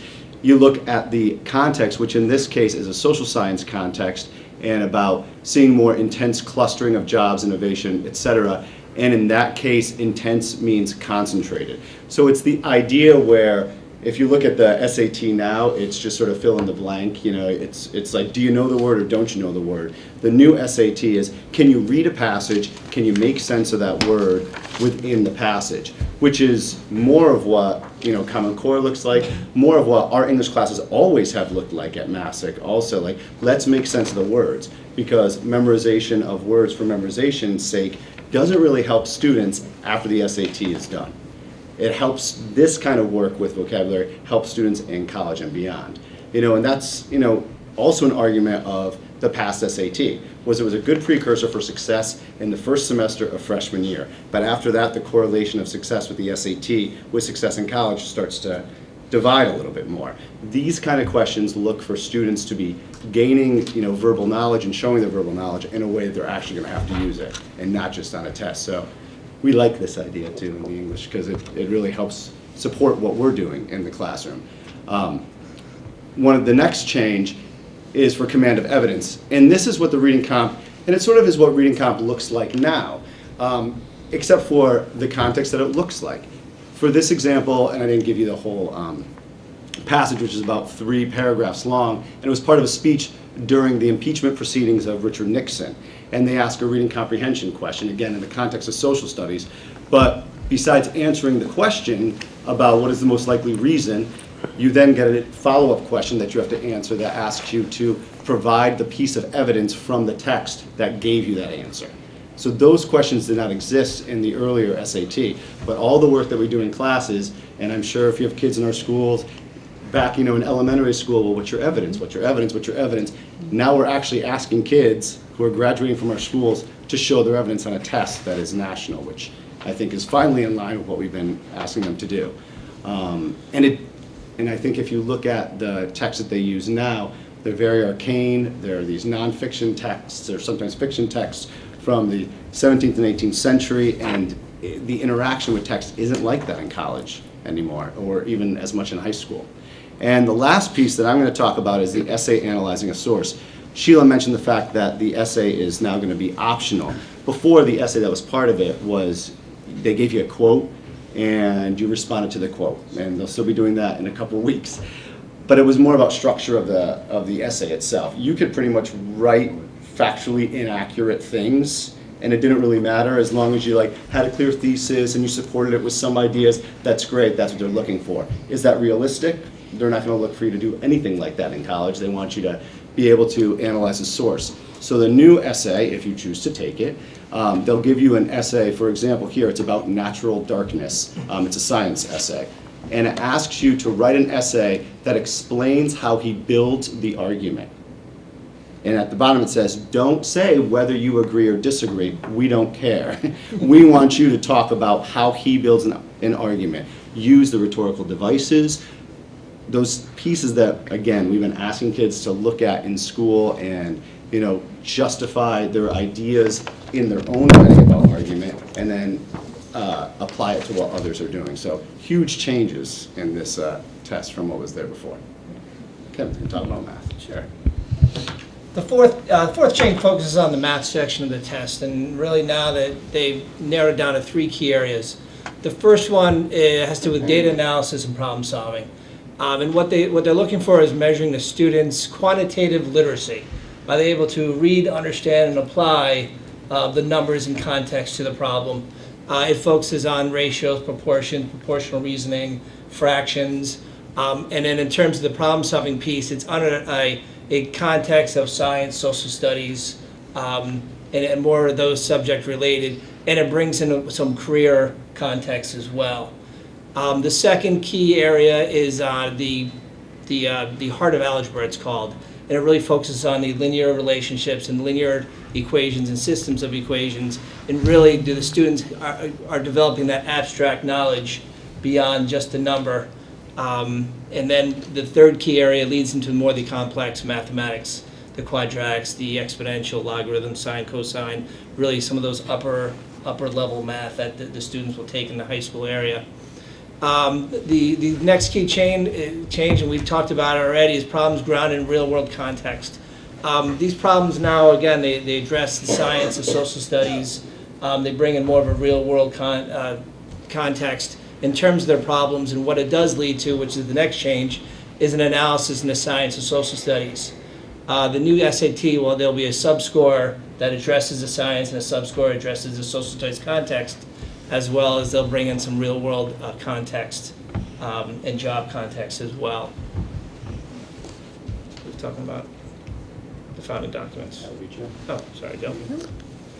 I think Kevin had this was one of Kevin's examples. That's right. You didn't have the thing. That's right. An example here is the heart of algebra. This is a question I took from the new SAT, a sample of it. And it brings in a linear relationship between 2 points and really comparing the depth in feet to the pressure in pounds per square inch. And what they want the student to do is identify the linear relationship between the 2 variables, in this case, and write the equation, or choose which of the 4 equations best represent this linear relationship. And again, we talked about the science context in here, in addition to the math involved. Yeah, and I think what's another key thing is look how much reading the kids have to do to answer a math question on the redesigned SAT, and they're all kind of like this. So it's interesting, and like Kevin said, this I'll talk a little bit more about it because Kevin just talked about, the new SAT is going to give you, the redesigned SAT is going to give you a sub-score in analysis in science and in social studies. That'll be a little bit more clear in the next slide that I have for you. There's a lot of emphasis in the literacy piece on founding documents, the Constitution, the Declaration of Independence, on the great global conversations. Mike showed you a piece before. It had proceedings from the Nixon impeachment stuff. So there's a lot of major documents throughout history on there.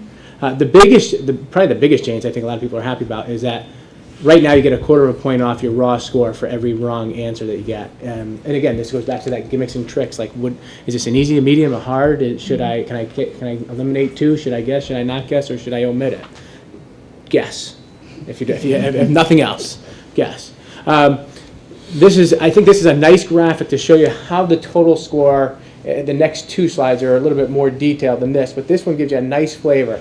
Evidence-based reading and writing out of 800. Math out of 800.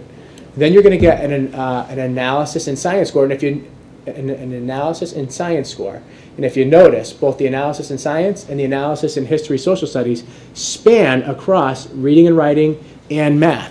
Kevin was talking about a math question that had a science connotation to it. It was about depth and water pressure. Mike was talking about the Nixon reading. It had a social studies flavor to it. There are demographic charts in the math section that are going to be social studies related. Maybe it has voting patterns. So you're going to get sub-scores in each of those. You're going to get sub-scores in your reading, your writing, your math, and then so on. Even Kevin was talking about the heart of algebra, passport to higher math, and problem-solving data analysis. You get sub-scores in all 3 of those. What's nice about the redesigned SAT, and I'm saying all this, I haven't seen it yet, so I hope it's nice. I hope it's as nice as they said it was at the 1,000 conferences I've been to. This is one piece that the kids are going to get back. This is just a fancy version of that.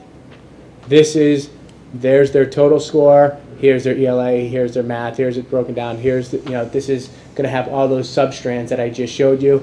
And then so at least you're going to be able to identify particular strands that they need to focus on, which is information that they didn't get before. They're aligning the PSAT much more strongly to the SAT to get this, and they're actually rescoring the PSAT the same way they do the SAT now. It used to be a 76, and you used to be like, okay, add 10, so it's 760 or whatever. So they're going to be scored exactly the same way, and they're going to be aligned much more closely.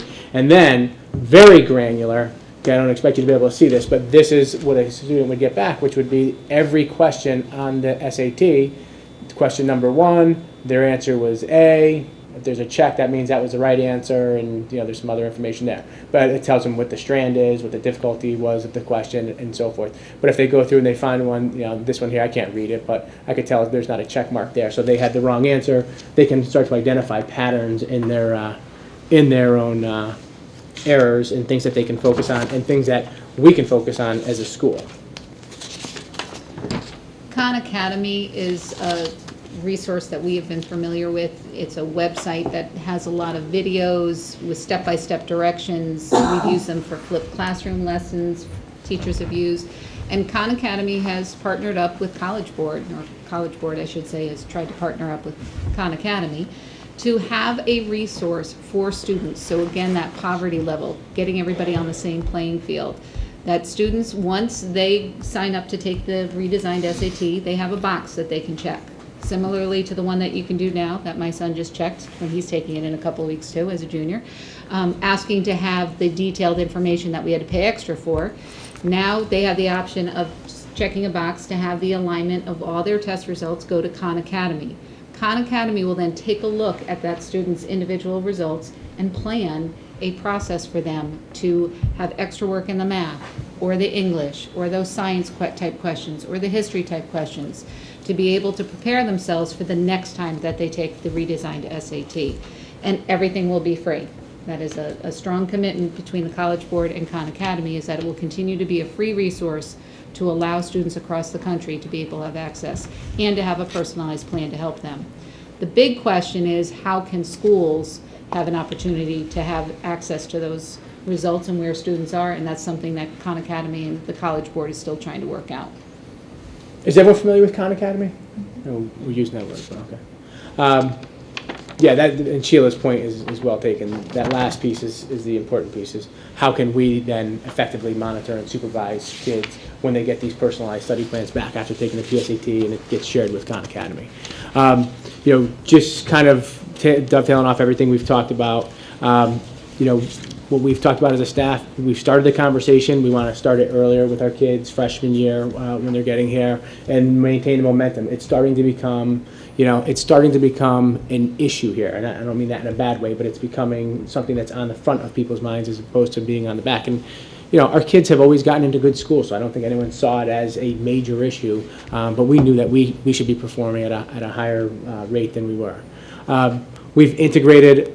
The nice thing with the redesign is it should be theoretically integrated into our classroom curriculum and instruction throughout the disciplines.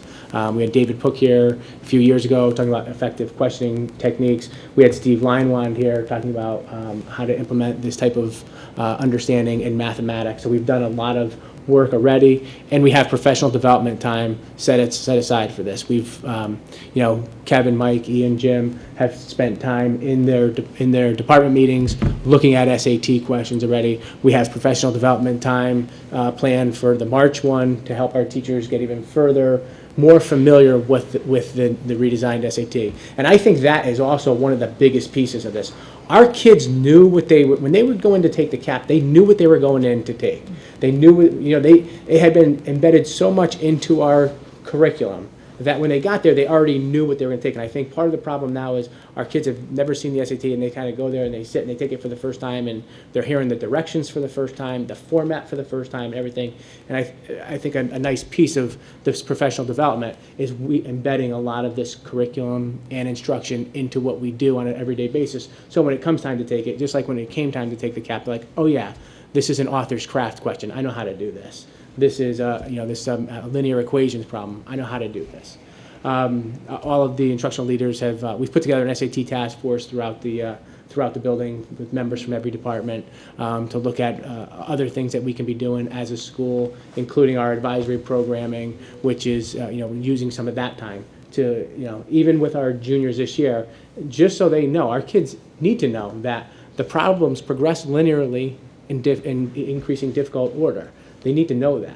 And if you're a weak math student, you might want to skip a couple at the end. It's okay. You know, the kids don't realize, and I know it from my own daughter's PSAT scores, the highest section she did was the area that she skipped the most questions.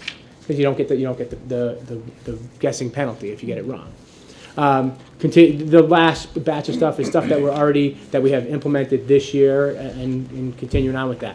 Continue to administer the PSAT to grade 10 and 11, continue to use the summary of answers and skills, find out what are we going to be able to do with Khan Academy, continuing with, you know, the conversation, you know, maintaining the momentum, keep doing the scores back nights, the mock SATs. The more times they see it, the more comfortable they're going to be when it comes time to do it. Maintaining the SAT classes through adult education and the partnership with Catalyst Prep.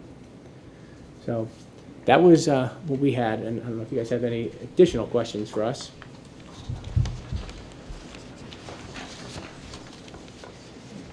Lee?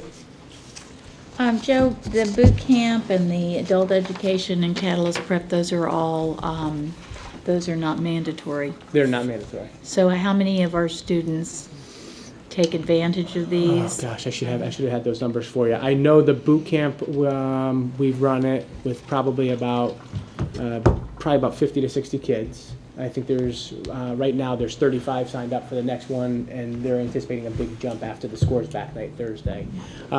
We have 2 sections each, I believe, of the adult ed programs. Those usually cap out at around 20 kids. So there's probably 40 in math and 40 in the English. So we got about 100 kids in those. And how many kids are taking the test? How many kids? Well, there's, I don't know how many kids will take the test. I won't know that until after they take it, but there are 280 kids in the junior class. Do you have any feel for how, of all of those the kids that take the test, how many of them have prepped some way? You know, I don't, but it's something I've talked about with guidance and that, because that is a culture in a lot of places, and I don't think one of my guts is that's not a culture here. And I think it's something that we're kind of developing with the stuff that we can do in school to better support it. But I talked to Ann O'Doy about adding a question on, before every senior can get their diploma, they have to fill out a senior survey and asking, did you do a prep class, and what is it, so we can get that kind of information back to see where we are That'd with be that. helpful, yeah. Hey, Joe, are the university's going to have to re-baseline their Oh, that was criteria? at the College Board conference we were at. The first administration is March 14th of the. I'm sorry. Next spring, the first administration of the SAT. The College Board has already said the score return will be delayed 7 weeks, so they can first try to recalibrate it. And that was a big focus of the higher ed people who were there to figure out what the heck are these new scores going to mean. What is whenever the SAT has gone through an iteration, there's always been this adjustment of like, was a 500 like a 600 used to be, or is a 600 like a 500? So yeah, they have they have their work cut out. So they're going to delay the results back 7 weeks. They've also said that there were a lot of people there from higher ed questioning, how this was all going to work for them with their admissions. There was somebody there from California who said that every California university is going to require the essay, but they weren't quite sure whether or not that was going to be across the board in any other states. At that point, they hadn't heard anything. But California, for whatever reason, wants the essay as a required subtest. An interesting piece, and Jim and I have had this conversation a little bit, when we were at the College Board, and I drank the Kool-Aid to some extent when I was there. There were a few superintendents that got up, and there are 1 or 2 states already that for high school have said that we want the SAT to be the standardized test that we give to our students, not the Smarter Balance assessment. So I forget which 2. It was like, I don't even want to guess, because I know there was 1 or 2 that have thrown out SBAC at the high school level and said we're going to use SAT as our score, which Jim and I have talked about. It brings up a whole host of issues: who pays for it? If I don't meet college and career readiness, how many times is the school system going to pay for it? Is the state going to pay for it? It's interesting, but when you look at the amount of time, SBAC is going to be 8 hours. This is 3 hours and 45 minutes. It's interesting, and if it is going to align the way they say it is. It's an interesting concept. That makes more sense. Yeah.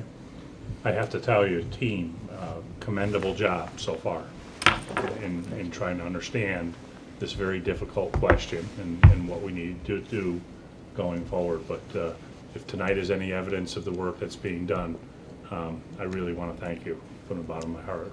Great work. Thank you. Thank you. Thanks. Yeah. Is it the same company doing it? Yes, College Board.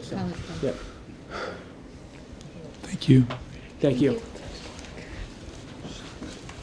A couple of meetings ago, we had a discussion about a capital plan, the need for a capital plan for our fields. So Jack and his team have been working to prepare this kind of analysis of the state of our fields. So Jack, if you would walk us through this display, that would be great. Daryl, why don't you let the kids go? Hey, are you guys, Kristen, why don't you you guys need go to take home? off? You're welcome to. Are you sure? Yeah. Yes. Yeah, it's getting late. Thank you so much. Take a cookie for the road. It's a long ride. I know it's getting late, so I'll keep this very concise for you. An overview of what's in the presentation. The board had asked that we do a study of the playing fields we have within the district, so you'll see images of all the fields that we have. The short story on this is for us to consider other work on our fields. A lot of the work would require engineering in order to get accurate costs and accurate understanding of what we can and can't do. So you'll see that theme come up as we go through the presentation. If you have questions at any point, as always, don't hesitate to stop me. All right, first of all, Monroe L. 2 fields there. You'll see throughout the presentation these little blue droplets refer to irrigation. Both these fields have irrigation at Monroe L. The back field is in need of topsoil. Front field's in pretty good shape. Stepney Elementary School, we have 2 fields there. You can see from this Google Earth image here, there's little or no topsoil here. Both fields are of unique sizes. They're good for playgrounds, but cannot be used for organized athletics. Fawn Hollow, one big field with irrigation in the back, which is in really pretty good shape. And our elementary fields, there's a concise overview for you of the fields and what they have in terms of irrigation and topsoil. Jockey Hollow. Jockey Hollow, the one field that we have is behind Chalk Hill. One of the unique things about the setup is if you look at that blue dotted line, that is the way that our students have to go to and from PE class when they go out to a field each day. We talked with Tom DeBlasi earlier today. Gabby reached out to Tom. And way back when Jockey Hollow was designed, see this yellow thing right here? There was a bridge considered. It was discussed. It never went forward because of cost. And it was considered for that very reason. The travel time, if you think about the amount of time lost in each PE class, you know, there's appreciable time there that is factored into instruction each day going to and from the field itself. The other interesting thing about Jockey Hollow is this field down here, which are actually the leaching fields for Jockey Hollow. It's never been used as a playing field. It's pretty rough turf. It doesn't have any topsoil really. It's never, the grass can't be cut to a level that would make it usable. It would need some work. The other weird thing about it is it's right on an active driveway, which would be a problem too. But it is a larger area that could be considered as a field at some point if the board wanted to go in that direction. Jack? Yep. That yellow line there, how long is that? You know, I can't tell you. I can find out. I just wondered if that would be like an Eagle Scout project or something. I know one of the things that 100 yards. Yeah, I was about to say, it's about 300 feet, yeah. we'd have to 100 work feet with or 100 inland yards? wetlands on that. 100 yards, It is a wet 300 area. feet. But that's an interesting thought. Just using the field as a point of comparison, it looks somewhere about 100 yards. So an overview of the middle school, we have a large single field with irrigation. It does have drainage issues. We've been told this area up here tends to flood out and get soggy often. Long travel distance for Jockey Hollow students. Another interesting thing is softball and baseball. We don't have softball or baseball fields at the middle school campus. So our students have to travel to Wolf Park. Same with cross country. They have to travel to Wolf Park for their athletics in those teams.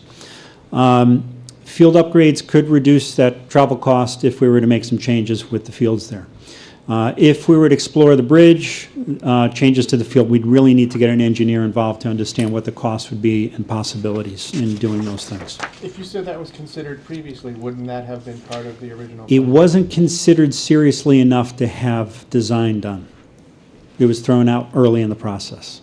Yeah, we looked into that today. That's a wetlands issue too. Correct. Inland wetlands would have to be engaged to get permitting for that to move forward in any capacity. You're talking about the foot. Yeah, that's all in a protected wetlands area. So If you could back up a little bit, I mean, so how much of that property belongs to Chalk Hill and Jockey Hollow? I could look it up for you, but I'm quite sure this is all ours in here. Our GIS mapping service is really pretty good now, so I could look that up quickly. The back of Jockey Hollow School, you see the roadway back there, okay? Right to the outside of the roadway, away from the school, is a fence that demarks the backyards of the neighbors, okay? So this school is really shoehorned in to the site. There is no other space to consider. It's wetlands pretty much all the way around the developed site. And the interesting thing is if you notice with the trees here, I just stuck that bridge in there. You can tell it kind of naturally fits in that area. What about any of the area between Fawn Hollow and the middle schools, that whole road going up to it? I believe all of that is ours. That's ours, but it's also grade-wise, it's an uphill. You've got the culvert stream that runs right where the police officer is. So that would be wetlands. I know when we were looking at it for the security hut, one of the things we were required to do for P&Z is do the 100-year flood map, just for where the guard shack is. So I don't I mean, I'm not a field expert, but I don't think you'd want to put a field where you have a culverted stream necessarily. The It other could lead issue to more too is we problems. do have, again, septic systems running up in this area, which would be another factor we'd have to contend with. And Jack, we have that berm too off the side. Right, part of that, it's septic, yep. And then the high school. We have 4 fields here, Stadium Field, Middle, Upper, and South Field. So first one is the South Field. This was added in the last renovation, Massac High School, the newest addition to the fields. Drainage is an issue there. There is no irrigation. The field orientation is a problem. Batters face directly into the sun. It really doesn't make it It's a tough field to play on. Yeah, very much. I play softball there, Joe knows. I mean, it's a tough field. It's And it's a good. hard field. The ball hits the ground and it ricochets, and you don't know where it's going to go. Yeah, we've had a lot of conversations We've about had this field. sinkholes develop in that field because that field was backfilled with a lot of construction debris when the field was put in there. And so we've, we think we've got it all at this point, but who knows? So if we're going to address these issues, one of the things that was discussed, Joe and John DeGennaro and I met, removing the diamond could be beneficial in terms of making it usable for other sports. Again, reorienting the field would have to be part of that, to explore whether or not we could widen and expand the field, and then grading and drainage, as well as adding topsoil and irrigation. Again, the scope of that work really would require engineering to know feasibility. Or terrific. As well, to find out costs and feasibility. The upper field at Massac, again, this theme of, you can see the limited topsoil here. You can see it's been played off in that area. There's no fencing, which is an issue as balls wander off into the woods and students going in there and ticks, et cetera. So the things to be explored if we were to contract with an engineer is drainage, fencing, grading. This is over septic, so again, the engineering piece would be important as to how do we deal with putting additional materials over septic. The scoreboard right now is an issue there. The amount of field use is leading to the problem with it being played off. If we were to get a turf field, a stadium field, that would help to reduce the use here, which would help to improve the condition on this field. Lighting would also be something that would be advantageous for this field. Again, to be considered through an engineering study. And then stairs to field house for changing storage would be helpful for sports. Currently, you have to walk around instead of down through that patch of woods. And then the middle field at Massac, drainage issues there. Interesting thing that I just found out is the soccer field there is not regulation. I hope CIAC is not watching this, but it's just not. It's set up as a trapezoid right now. One end of the field is narrower than the other when they play soccer there. So if we were to take a look at how to fix that, we'd have to take a look at how to reorient it, regrade, et cetera, address drainage. Lighting there would be advantageous. Fencing and netting is another serious safety issue that we discussed. You can see right where my pointer is, that's where the stadium is. You get a major home run and we could have a serious injury here. We've been very lucky. So fencing and netting would be helpful in preventing that sort of injury while we have multiple events in progress. Massac Stadium, the board's approved engineering study for this field, so that's already in process. But as you know, usage right now is limited by natural grass. Turf would allow more usage of the field. Track needs replacement. Lighting system needs updating. It's low and limited. The hillside stands are in need of upgrading to address Americans with Disabilities Act code compliance, as well as it has ongoing degradation issues where the concrete breaks off from the rebar that's behind it. So that really needs to be looked at, and replacement might be the more cost-effective option there. So engineering study will look at the turf, lighting, track replacement, and possible stand replacement.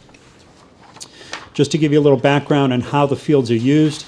So this is all the school fields, who uses them on the school side, and then who uses them on the community side. So as you can see, it's great. I mean, our fields get really, really good use, which is good investment from the taxpayer standpoint. There's a lot of bang for the buck we get with these fields. The town field use by our schools is all listed here for your reference. Wolf Park and Great Hollow Lake. And if we were to do a study, these would be things that we would look to get from the study. If the board chose to go in that direction, you know, it would be a matter of contracting with an engineer to understand what changes are possible, gather accurate cost information. Similar to ad hoc, we could have a list of things for the board to consider over time. Maybe we'd want to do one thing this year, something else a couple years down the road, et cetera. And then also related to that, gain a better understanding of cost effectiveness and project sequencing. There might be certain things we'd want to take on first. It would be more cost effective to do it in a specific sequence based on the feasibility of construction. So that's the information for your consideration and discussion. Thank you. Thank you.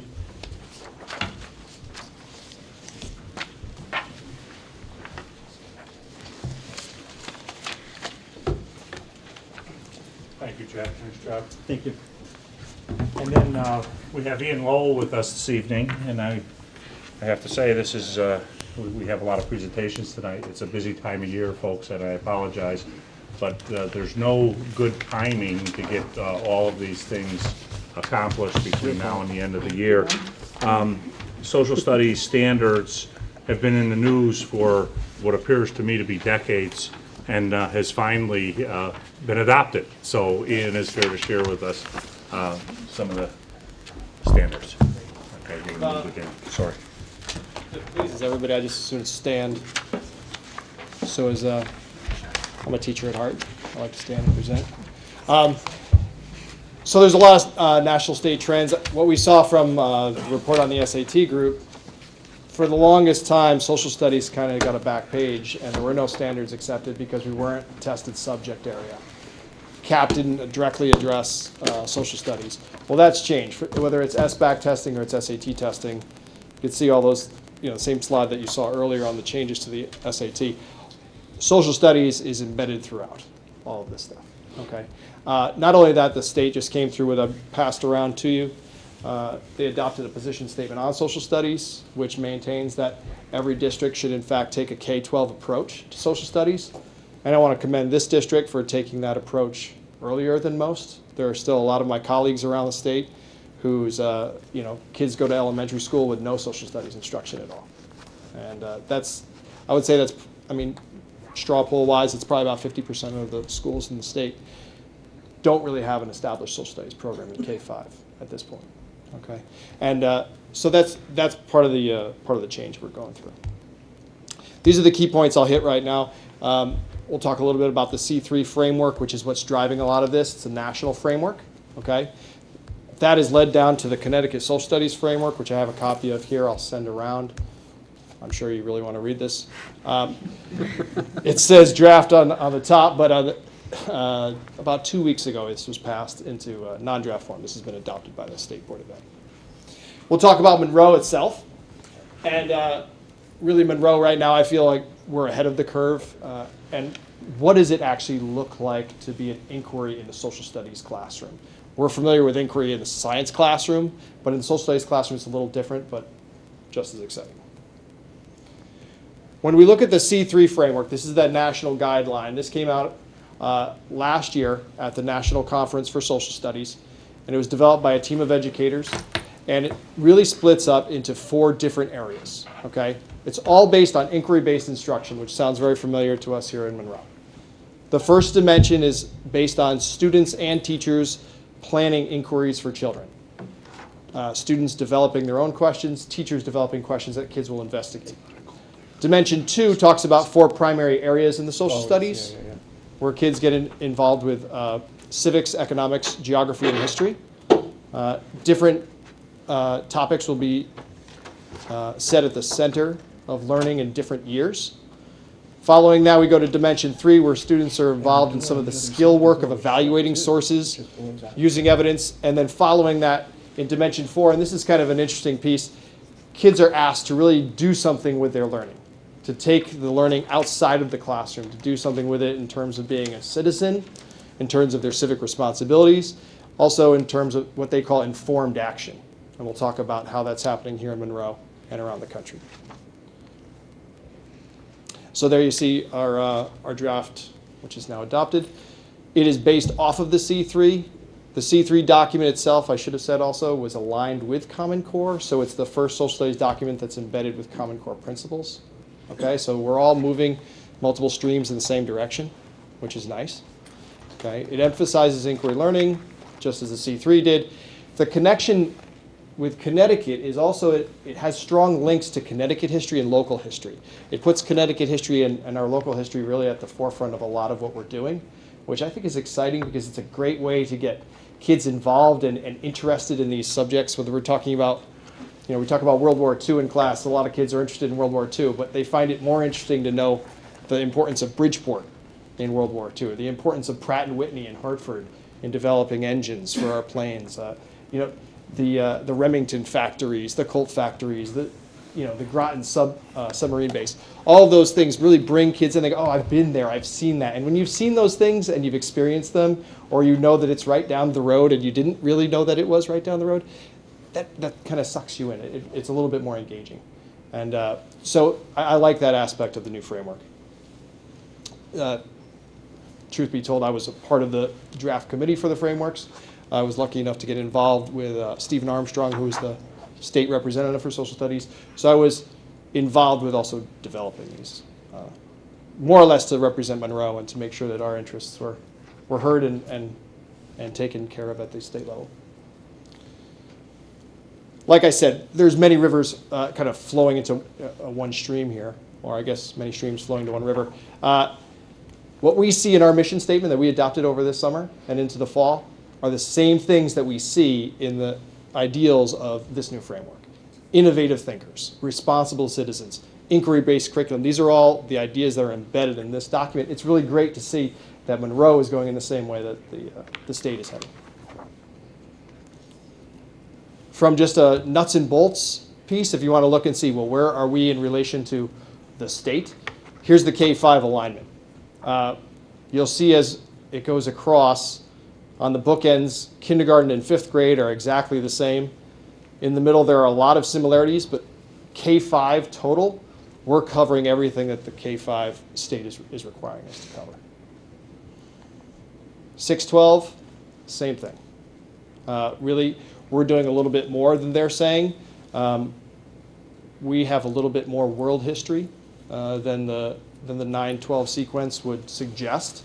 They consider just modern world history is enough. We have an ancient, medieval, and modern world history course at Massac High School. 6th, 7th, and 8th grade are directly aligned with exactly what they're doing.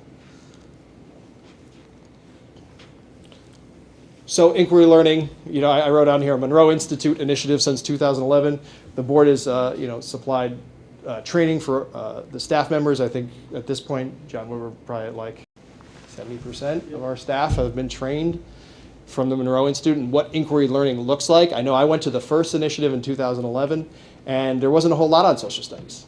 When I would do internet searches and queries for what does inquiry learning look like in a social studies classroom, I wouldn't get a whole lot.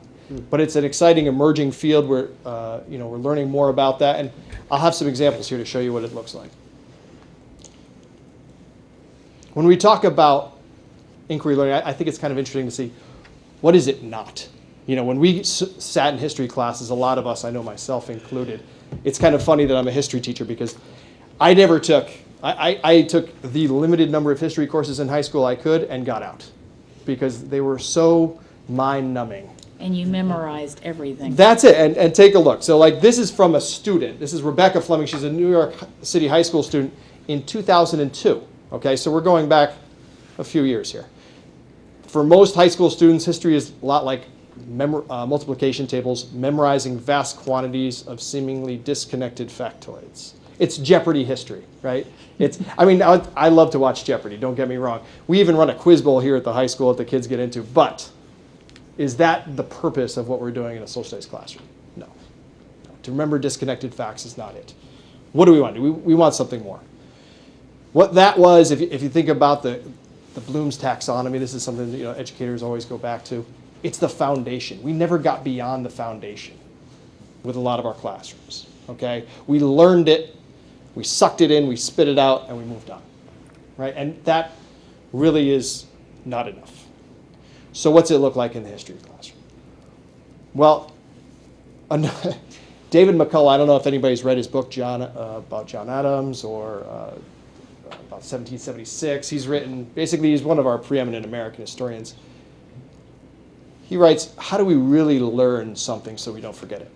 We do it by getting our hands dirty and working in it. And I love this last point here. He says, we've all crammed for exams, maybe did very well on them, and 3 months later or 3 weeks later, it's all gone. I think we have to bring the lab technique to the teaching of the humanities. And he wrote this in 2002. Okay, so this is something that's, again, been building over the last decade, and it's now finally coming to fruition. What is a history lab? Well, I included some links on this slideshow, and I can certainly send it out to you.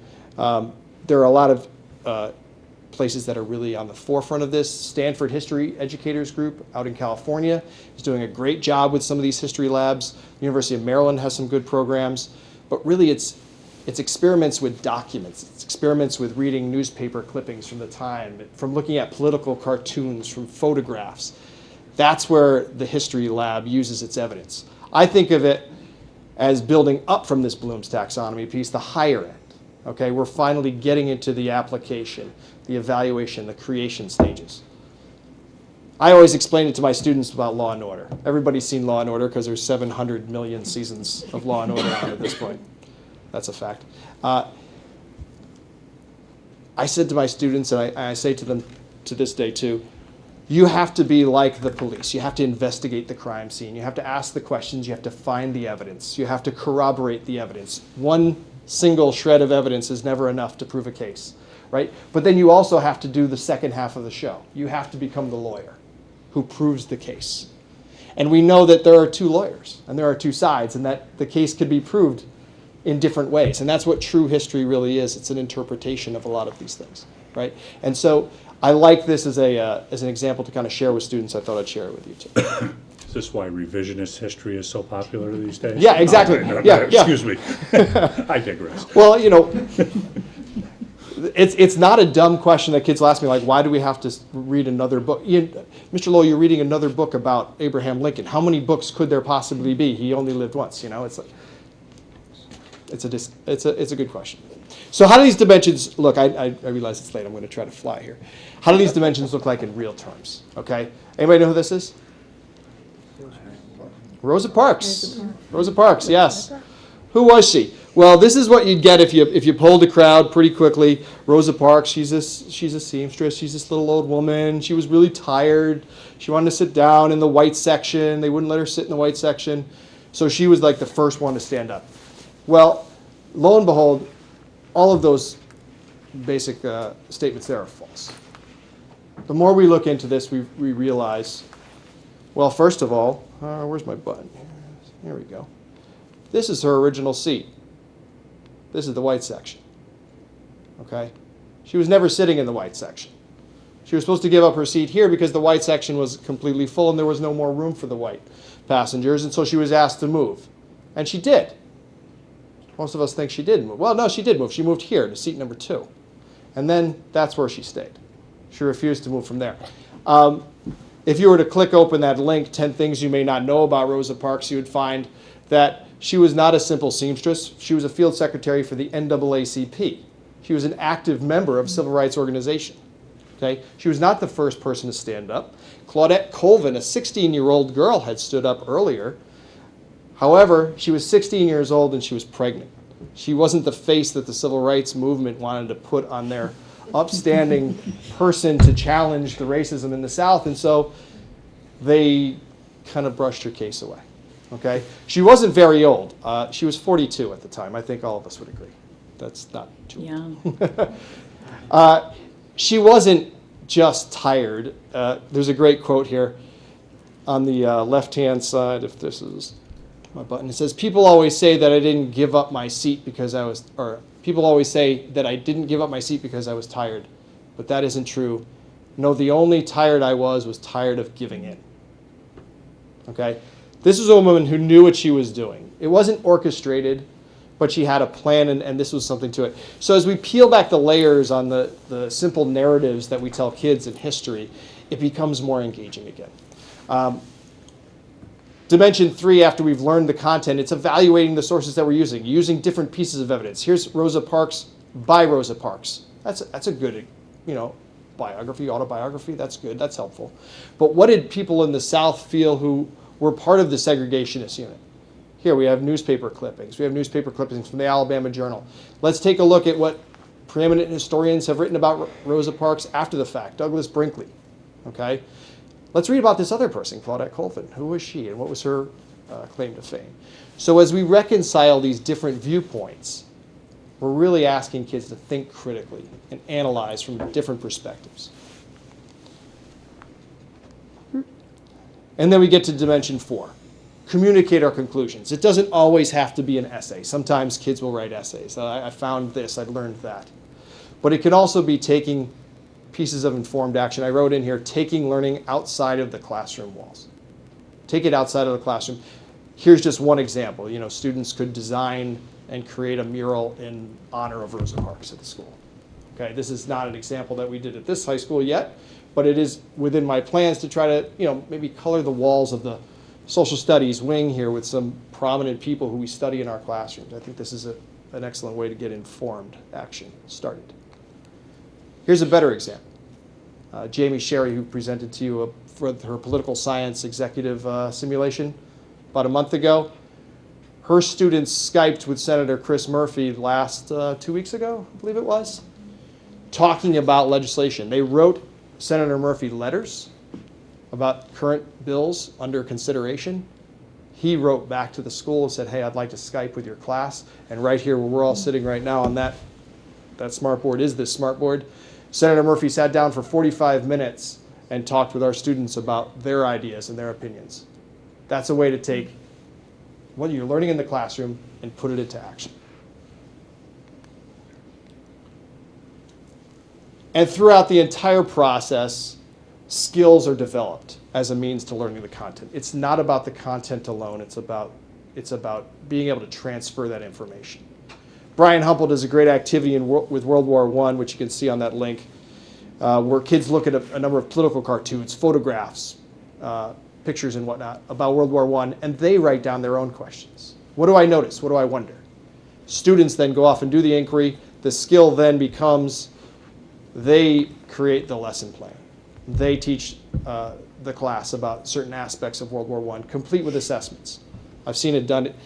And guess what? I asked Brian, I said, does it take any longer when the students come up with these things? They investigate, they do some of the teaching, and then you add in whatever they've missed? He said, no, it took me exactly the same amount of time as it would have taken me to stand up in front of the class and teach them point by point everything that they taught the class, everything that they researched.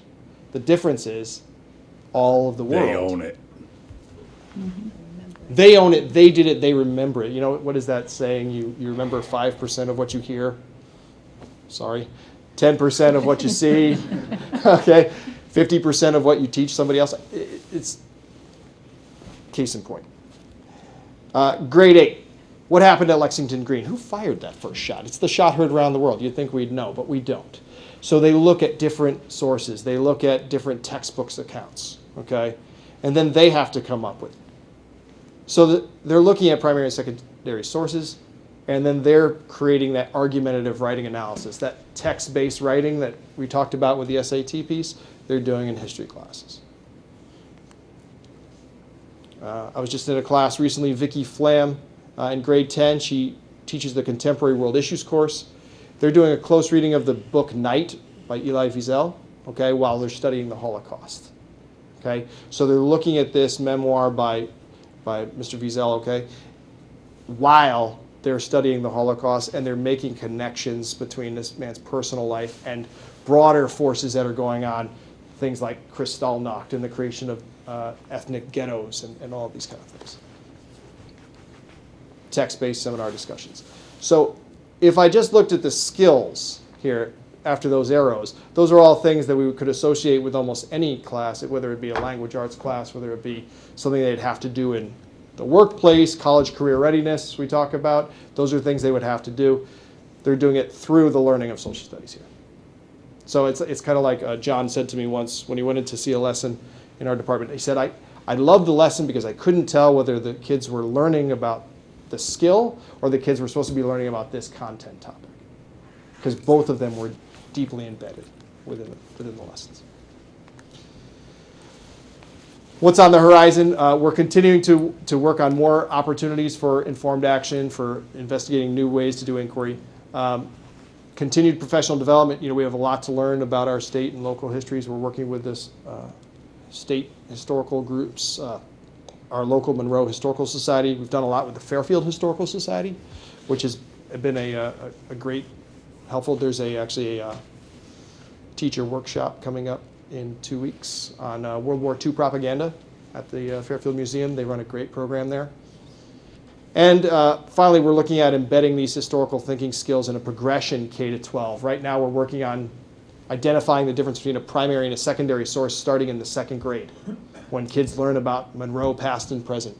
What's a primary source and what's a secondary source? Because we're finding that, you know, right now as it exists, we have some students, even at the high school level, have a hard time distinguishing that. Well, that's something that should be done by 5th grade, by 8th grade at the very latest. And so we're trying to make sure that that's embedded within a progressive step-by-step process. And last but not least, thank you guys for the development of our teachers. There's been a lot of support. We've traveled, I've brought teachers to the national conference up in Boston where we've seen a lot of different presentations. The Fairfield Historical Society is great, but they're not free. They're pretty affordable, but they're not free, and those monies have always been available. Again, I thank you for giving us a K-12 approach because we are not, we're not the only district in the state that has a K-5 program, but there are plenty that don't. And so thank you very much for all your help. And does anybody have any questions? Lee, yes. Not a question, just a comment. I think it's great, and in your very modest way, I think we should be very proud that you were a part of this draft and representing Monroe as a leader in the history field. So thank you. Yeah, it gives me, when I listen to Ian and look at the leadership that he's providing our teachers and ultimately our students, it gives me great hope for the future. My only regret is I wish you were my history teacher. Absolutely, that's what I was going to say too. Yeah, I memorized everything. Thank you. Great presentation. Thank you. Okay, we're moving on to item 11. I need a motion to approve the Massac traffic study to be conducted. So moved. Do I have a second? Second.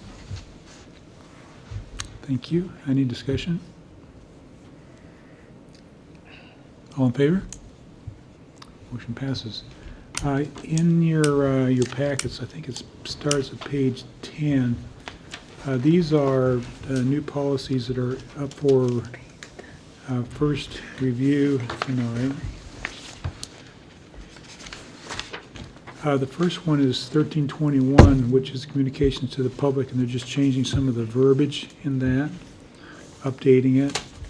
9121 and 9123 are just kind of changing our policies to reflect how we're doing things now. For example, if someone's not going to be at a board meeting, they'll typically call me versus calling Mark, so we just wanted to change our practices to our policies, or policies to our practices. 5114 is all driven by state law in terms of student expulsions and removals and suspensions. And 5114 is just an update. So if you'll take a look at those, we'll bring those up for a vote on our next board meeting. And I need a motion to move into executive session. So moved.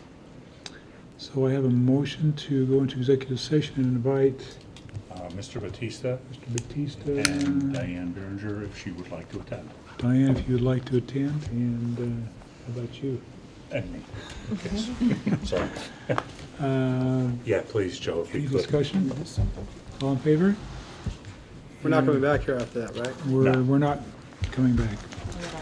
We're not taking any actions.